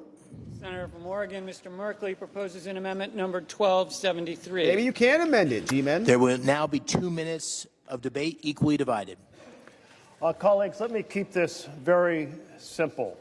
We provided a lot of funding in the Inflation Reduction Act so that those who have very sophisticated finances and very powerful advisors that try to avoid ever paying their taxes don't get away with it, because it's a fundamental fairness all across America. Ordinary working people have the money taken out of their paychecks every week. Just because people have enormous paychecks and fancy consultants shouldn't be that they get licensed to cheat. And all of that money went to make sure that those upper income folks knew that somebody might be taking a look at their finances. If this amendment fails, it will increase the deficit by $46 billion. So I hope all of you who are fiscally responsible and care about fundamental fairness to workers across America will vote for this amendment. Senator from Idaho. Mr. President, this isn't about saving $46 billion. It's about spending $46 billion. It's about saving $20 billion. The Democrats' partisan, supersized IRS funding is something we've been battling over for a couple of years now. It's a textbook example of the type of out-of-control spending that President Trump and Republicans have rightly opposed. Rather than Working together to help the IRS solve its massive taxpayer service and IT shortcomings, the misnamed Inflation Reduction Act went to fund untargeted and heavily handed enforcement improvement. As I mentioned at the time, the last thing hardworking Americans need is an IRS funding bloat that disproportionately hurts them. I urge my colleagues to vote against this amendment to provide the IRS nearly 2 times its entire annual budget in unaccountable enforcement dollars. What? What kind of a crap amendment is that? For sufficient second? There appears to be. Clerk will call the roll. Mr. Also Brooks. All right, so they'll do that little garbage. And I guess you can do amendments. So we got that answered right there in real time. G-Men, great question. Looks like it's happening. So they'll vote on that, on the amendments, and then I think we'll get the ultimate vote. I mean, they got hours to go before the government shuts down. Mr. Blumenthal. So we'll get the amendments out of the way, and then I guess we'll vote for the ultimate bill. Then it'll go... The committee will come to order. This is the... And they'll sign it, no doubt. So, stop the China fraud. What's up? We got Tree Climber in the house. Good to see you, Tree Climber, saying one membo is coming in. Welcome aboard, Larry20. Just got gifted a membo. All right, so let's move this over here so we can see what's cooking up there. What's going on? We got this one from More Here, bringing in Danny Mack. One More Here, courtesy of More Here. Thank you, More Here. Connie McDonald, great to see you, Connie. We'll see you tomorrow on the Saturday show. Stop the China fraud hustle, says check Giuliani, Orwell in 1984, 6 years ago. Brian Hinkle says, will he be sleeping with the new border crossing chart now? The old one saved his life. Yeah, I know. Just get like that in wallpaper or something, plaster it around the White House. Just immigration charts as far as the eye can see. G-Men says, I think he's going to announce the use of the Alien Enemies Act of 1798 to deport the Tren de Aragua, whatever, since they're now a terrorist organization. This will allow him to deport bypassing the courts. The law states we have to be at war. Does that mean Congress has to declare war to use this statute? Congress was supposed to declare war for any war, but that hasn't happened since World War II. So it may be a bit ambiguous at this point. I don't know. What are your thoughts, Rob? Great questions. Didn't see him do that today, G-Men, but great questions. Glocky, what's up? Says Fox News says there are currently no migrants being held at the base despite initial plans for the facility to hold up to 30,000 illegal migrants. So all illegals being held in Guantanamo have been sent to Louisiana. Interesting. I wonder why that is. Thank you, Glocky, for flagging it. Bullwinkle Sprinkle says, just waiting for one of these crazy leftist federal judges to issue a TRO on tariffs, treaties, or arms sales. Supremes need to jump in now. Yeah, why can't we get a tariff on like Ukraine aid or something? Like nobody thought of that? Just sue to stop the Ukraine aid going out. Well, the harm is $300 billion going to a foreign war. Nobody stopped that one. Hey, Glocky, the Storm Prediction Center has just expanded the potential for strong, violent, long-track tornadoes to the south. I cannot stress enough how important it is that you have a way to receive alerts. So get prepared because there's going to be 100-mile-per-hour winds and monster hail. And that looks like a big chunk of land. Hey, Brian Hinkle says, is Trump meeting with the brisket legalization leaders? That's a good question. I don't know what their position is. What's Trump's official position on bowls of brisket and the legalization of that? I don't know. I've not heard on that one. Are they for decriminalization? I think it would be a good issue for them, actually, is to decriminalize briskets. But I'm not so sure. Maybe they're going to take something further with the First Step Act. Like, we didn't hear much of that today. A lot of border stuff. Hey, Glocky, it says the left are making Schumer memes today. That's hilarious. So Schumer with his MAGA hat, washing Trump's Tesla. Oh, that's savage. Rub some dirt on it. Hey, says nice blood moon, Rob. Thank you. Rub some dirt on it. I think so, too. I was very pleased with myself. To be honest with you, I can't believe that it happened, that I got the device working, and it just like, I was battling it last night because I was trying to get it focused on the moon, and there were clouds, so I couldn't get it. It wouldn't autofocus on the cloud, on the moon. And then I was down there like on the ground next to the telescope, like trying to eyeball it like onto the moon. Like that wasn't really working. And I was coming back in and out for like 2 hours right as it got to the maximum. And then I just looked, like I was like playing around, or I was like listening. I was actually listening to another live streamer who was also doing it. And then I looked at my screen and I was like, there was the moon on there. And I go, holy crap. But then I thought, what's not the moon? I thought, because the app has just like other like sample images. I'm like, that's somebody else's image. I'm like, that's the telescope. It's the moon. Holy crap. And I started taking pictures like a lunatic. And then, the clouds came back in front. So it was really, it worked out. Fortuitous. Thank you. Rub some dirt on it. Mock Schnell says, I hope you do not leave YouTube, Robert, as I cannot get Rumble to work on my machine I use for my work. So I would never get to see you live ever again. Yeah, it would be a problem. Yeah, it would be a problem. So we're going to stay on YouTube. Yeah, Alicia Christine says, oh, Louder with Crowder talked about it today. Said today a bunch of people are leaving YouTube because they're tired of YouTube censoring them or something. I left to come over here before hearing all of it. Okay, no, I did not hear that. So Louder with Crowder is saying it. Yeah, YouTube does censor. Yeah, YouTube does censor, no doubt about it. And I'm not sure what I'm not sure what the recent thing that maybe they're being censored over is at the Louder with Crowder team. But yeah, interesting. Rob, what would be the effect of abolishing the Organic Act of 1871? Well, obviously, then I think all those organic vegetables would go up in price. No, I don't know. I don't know what that act is, but thanks for asking about it. Hey, G-Man, is it still early? Pam has been in for 43 days. We could have at least gotten a taste of something by now, anything. Yeah, I think it is still early, but once you're in 6 months, that's not early anymore. Like 90 days is a standard kind of like, onboarding period, right? Everybody's onboarded in 90 days. You're off probation in 90 days. So I think 90 days is like, all right, fair. Give them 90 days. Then 90 days, you start to go, what's going on over there, huh? It's not that complicated to start, because these orders came out like immediately. And a lot of other stuff has happened quickly. Like if you gave Elon the order to get you the Epstein files, you think Elon would have gotten you the Epstein files by now? I think so. So I don't know what Pam's doing or what Kash is doing, but yeah, once we get to 6 months, that's going to be my thing. Like if we're at 6 months, we get to 6 months from now, and I don't know when Trump's order was, so whether that's July, right? Probably July something.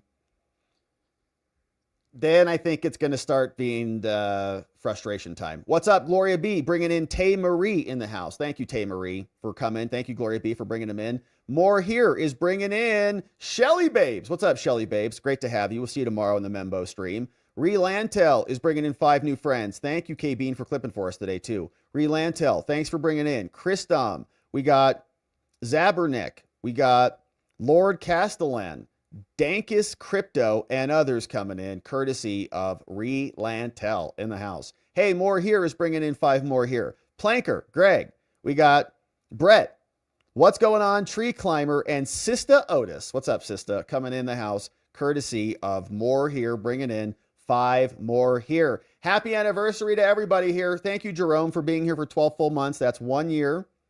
Happy anniversary. And we're looking at the count here in the Senate. Its nays are 52, right? So that IRS is not getting that extra cash. Nice try. Thank you for being here, Jerome, for 12 months. It's been a hell of a year. What's up, Debbie O? Says Marco Rubio just said that Ibrahim Rasool, South African ambassador to the U.S., is no longer welcome in our country. Wow. South African ambassador blown out. Not welcome. Ibrahim, get out. Hey, Mark Butcher. Mark, thanks for being here for 15 months, my friend. That's coming up on 2 babies in just a few months. Thank you, Mark. Good to see you. Bravo 6 says, if Democrats used even half their brain power for good causes, just imagine how amazing the U.S. experiment would have been. Thank God for Trump. Like, it actually would be good for the country if we had 2 competent parties, not just one kind of independent movement that commandeered another party to make it seem competent, which of course we're talking about Trump. Like the Republican Party is not anything to like scream about, by the way. Until like 2 minutes ago, it was Mitch McConnell and Mitt Romney. and a very ineffective Mike Johnson. Now, Mike Johnson, let's say Kevin McCarthy, okay? Mike Johnson, I think, has always been somebody you can work with, but he just needed a strong leader. He just wants to, he's like just excited to go to UFC with Trump. He'll do anything, he's getting it done. Like Mike Johnson's getting it done. Hey, Deluxe Knight says, hey, I saw your awesome blood moon. I'll have to double check the time for tonight, but there's supposed to be a total lunar eclipse tonight in West WA, Washington. Really? Another one tonight? Almost done for the year planting peas. Deluxe Knight feeds us. Almost done for the year, says he's a farmer. Also, my fun tractor has been updated to turn automation. Total acres completed at the bottom of the list photo. Not sure how I feel with regards to Trump's show today. I totally agree with the death penalty. Interesting. Bring back public eliminations and other types of eliminations for deadly drug dealers and people who are PDF files. Yeah. Death penalty is a very tricky one, right? Because you can't undo that one. There's no coming back from that. And look at this, man. So farming away for us, Deluxe Knight. Look at all this acreage, my friends. Area seeded. 124 acres seeded. This dude's feeding all of us. Amazing. Thank you, Deluxe Knight, for that one. G-Men says, did the SCOTUS rule a while back that impoundment was illegal? Not sure on which case it was, I was told. Never did the research myself, so I plead ignorance on this one. G-Man says, Trump signed an EO telling Pam to find all infringement against the 2A within 30 days. That was due mid-February, and she never delivered as far as we are aware. Not sure if we know if she sent it to him privately or not. That is what that super chat was referencing from G-Man. Thanks, G-Man. And thank you, Carrie B, for clipping for us. Deluxe Knight, the reason I said I'm not sure how I feel about Trump's show today, it is simply for the fact that it didn't really appear to be a huge news day. Yeah, it was just kind of like a hello, nice to meet you speech. We are still waiting for all the document dumps. At least he is keeping his word on multiple things in the background with several other winning actions.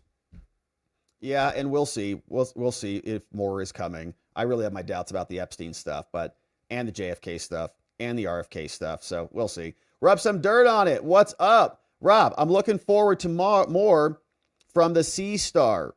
Yeah, me too. I'm really excited about it. Actually, it's a cool. Is this yours? Rub some dirt on it. Is that you?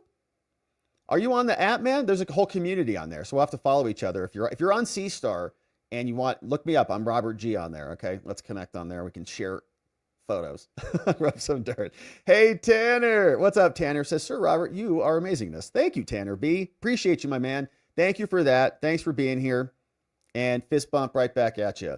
G-Men says, okay, now let's get Rand Paul's amendment in there. It looks like the amendment must be proposed before cloture. Well, so what are they voting on then right now? Merkley Amendment, HR 1968 to continuing appropriations. Looks like it's 45 to 52. I don't know what's going on, G-Men. Hey, Wendy Ty, happy anniversary. 1 year to all of us here. Yay, my 1 year anniversary. Thank you, Robert. Great to see you, Wendy. Thanks for joining us for a full year. We've seen some serious business together. Hey, G-Men, my younger cousin was only 25 years old, and he went to smoke some brisket. Oh, man, he got some bad brisket. That's not good, man. It was laced with fentanyl and he died from it. Yeah, it's not good. Don't do drugs. Like we joke about the brisket, but yeah, don't do drugs. It's not good. Especially, that's some bad brisket, man, if it's laced with fentanyl. I'm sorry to hear about that, G-Man. Rest in peace to your cousin. He's up there with my bro. My bro had fentanyl wasn't really around that much when my brother was going through his difficulties, but heroin, right? It was heroin. And heroin, of course, becomes a very addictive thing that destroys your life and then led to his suicide. So that's not a good situation. But they're up there in heaven hanging out with each other, probably talking crap about us. Hey, what's going on? It's this terrible senator. Let's see what she's saying right now. Amounts to a total betrayal. He's already fired more veterans than any other president in modern history, 6,000 and counting, for no apparent reason. Forcing the bravest people you or I could. All right, so more senator stuff. Probably going to introduce another amendment. We don't need to listen to her rant. Doanne, what's up, Doanne? Great to see you. Thank you for being here, Doanne. Thanks for being a membo. Rob Stoops, Michigan Patriot, says, why has the narrative completely ignored how corrupt Ukraine has been forever? Nothing's changed. Well, because much of the corruption was created by America. So they don't want to talk about it. So the same CIA that created the corruption and the coup and installed Zelensky and instigated this whole thing, they also control all the media and most of the Congress people and the senators like Alyssa Slotkin.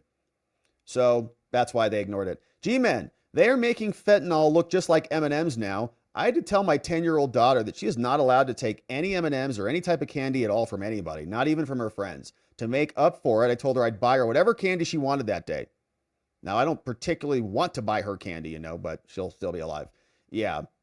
Little extra sugar to avoid the fentanyl. It's a good trade-off, G-Men. Good call. Hey, Brenda says, isn't Pam being flooded with lawfare suits?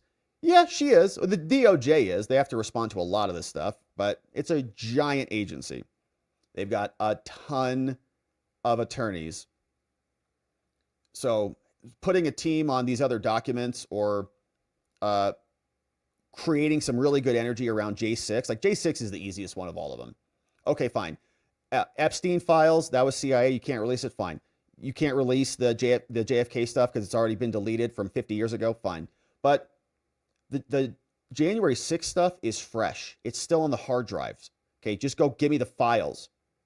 Just put them on the internet. It's not even complicated. We want the body cameras. We want all the footage. We want all the documents. We want interviews. We want all sorts of stuff. Just give it to us. It's not old at all. And it happened to Trump about Trump. So like that, if we don't get January 6th stuff, like if we don't get January 6th stuff, I can't imagine they're in control of the FBI, to be honest, or the DOJ, because it seems like that would be the most obvious thing that Trump should release to all of us, because they set him up and the J6ers up and us up. So yes, Brenda, I appreciate your understanding to Pam for the difficulty in getting this stuff out, but not acceptable. Hey, it's acceptable now, but when we get to 6 months, like we better start seeing document dump after document dump on this J6 stuff. Rub some dirt on it. Look at this thing, man. All right, so this is like a real dude. Okay, this is like a real astronomer. Okay, my stuff's like peasantry.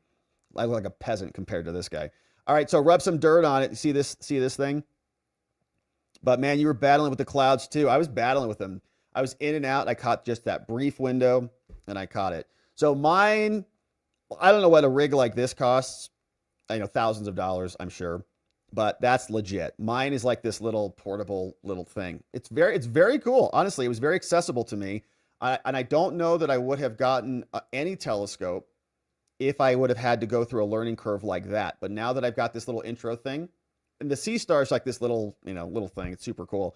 But it's actually inspired me to like, I wonder what else is out there. Like, what else can you do with this stuff? So it's been very cool. Thank you for that. Rub some dirt on it, man. I hope you got something out of it.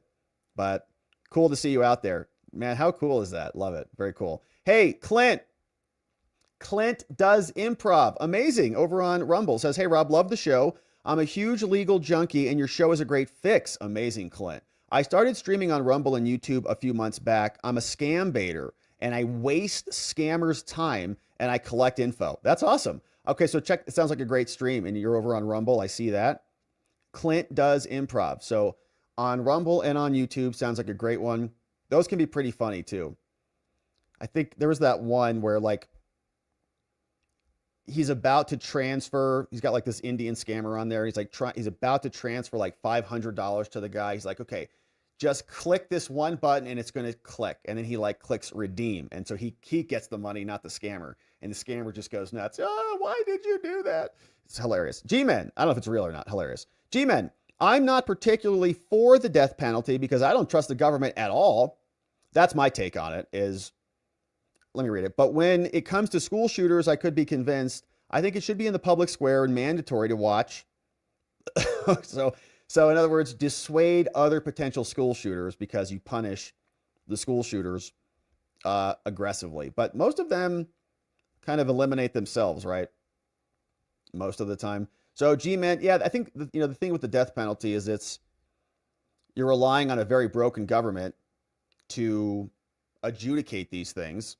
And we have seen how bad the Justice Department is at every level. And it doesn't matter if it's the federal government or Fannie, right? And everybody, I think, likes to think that their cases are different or something. But like, what if the death penalty was for Derek Chauvin? We saw what a scam that whole case was, right?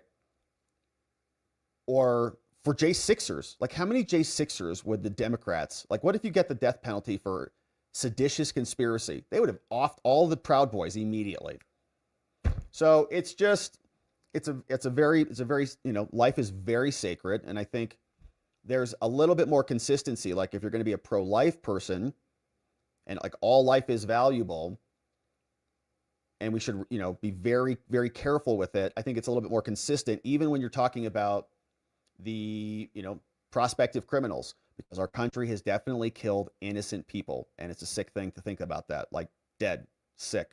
All right. So, my friends, we're still going to be waiting on this. It looks like the Democrats are introducing a bunch of amendments on there to try to maybe slow this down and fight for their constituents to stop Elon and Trump, blah, blah, blah. But looking like this is going to pass. So they'll dump in some amendments, waste everybody's time. The clock will continue to count down, and then the spending will continue, because that's what our government is very good at. They're not good at much else, but when it comes to spending, ooh boy, they can do that. All right, so my friends, thank you so much for sending those in. Welcome, new membos. Great to see everybody. We are going to say hello to our friends on X. Then we're going to go over to locals for just a little bit and debrief on the day. What's up, B Torn? This is a nice photo. Hey, future Rob will be reading new court decisions and responses where those cases cite many versions of Democrats, activist judges, woke judges versus Trump, 2025. Trump will go down in American history as the most significant citizen in defining and solidifying the U.S. Constitution and the Bill of Rights. From B Torn over there on X. Hey, Chicago Jan gave us some details about the Organic Act. Says it repealed individual charters for cities of Washington and Georgetown and then created the D.C. Great to know. So Organic Act, 1871. Yeah, I wouldn't have gotten that one. Tibarama, what's up? Thank you, Tibarama. Thank you for that. Saying beautiful photos. Tau Cat, sorry, says the lawfare has stopped. What about, I don't think so. What about Amos Miller? What about Brooke Jackson? Barnes Law still fighting. Where's Pam Bondi? Good to see you. Yeah, well, she was giving a speech today. Hey, Adele, what's up? Jay Howard says, give the FBI building to the Department of Veteran Affairs. Yeah, not a bad idea. Much better than the FBI getting a big, new, beautiful building. Gross. All right, my friends, great to see our friends on X. Thanks for following us over there. Thanks for following fellow watchers over there at Rob Govea, ESQ in the house over on X. And of course, now we're going to wrap it up. We're going to go over to watchingthewatchers.locals.com. This old guy over on Locals shared this one, says, sorry, Dems, being a vet, while a virtuous and laudable thing, does not entitle you to permanent employment. Thank you for your service, but if you aren't doing your job, you can be fired just like anyone else. That's equal treatment. Yeah, and I think, like that vet line is something that they like to bring up when it's valuable to them and then ignore when it's not valuable to them. Like, it's a sympathetic thing, right? You don't like the idea of a veteran who served the country not being employed by the government, but your point is right? It's not like the government employment is not government support, is not government welfare, right? So like those are two separate things. Like we can take care of our vets. Obviously we should. Very good care of our vets. Doesn't mean you're employed in this role if it's not the good role and it's not a good fit for you. Because they're separate things. Like we need a functional government and we need to take care of our vets. We can separate them out. They don't have to be, the same. Rob Stoops, Michigan Patriots, says also none of these newscasters are asking questions. Why are we getting paid from USAID? From Rob Stoops, Michigan Patriot.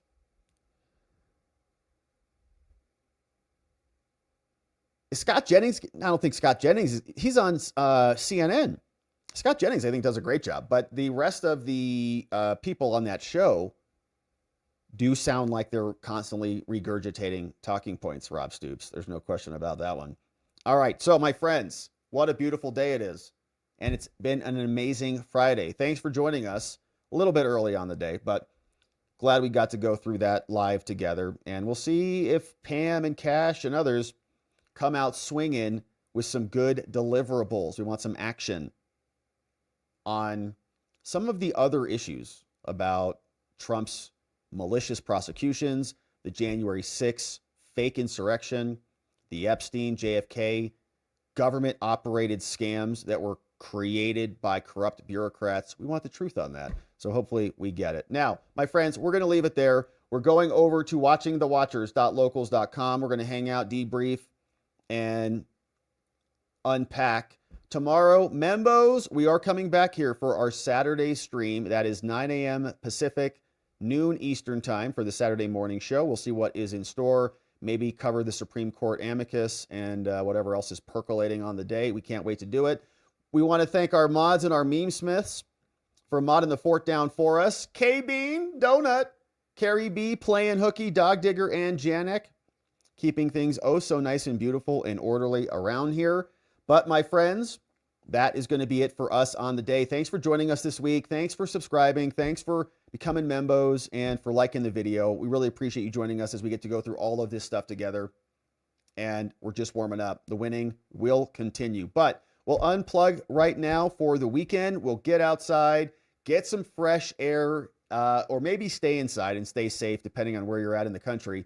But it's going to be a beautiful weekend. We're going to rest, restore, rejuvenate so that when we come back on Monday, we are refreshed and ready to go. And we can't wait to do it. In order to do it appropriately, we're going to need to see you right back here so that together, with your help, we can shine that big, beautiful spotlight of accountability and transparency down upon our system with the hope of finding justice. Make it a beautiful weekend, my friends. Sleep very well. I'll see you right back here on Monday. Bye-bye.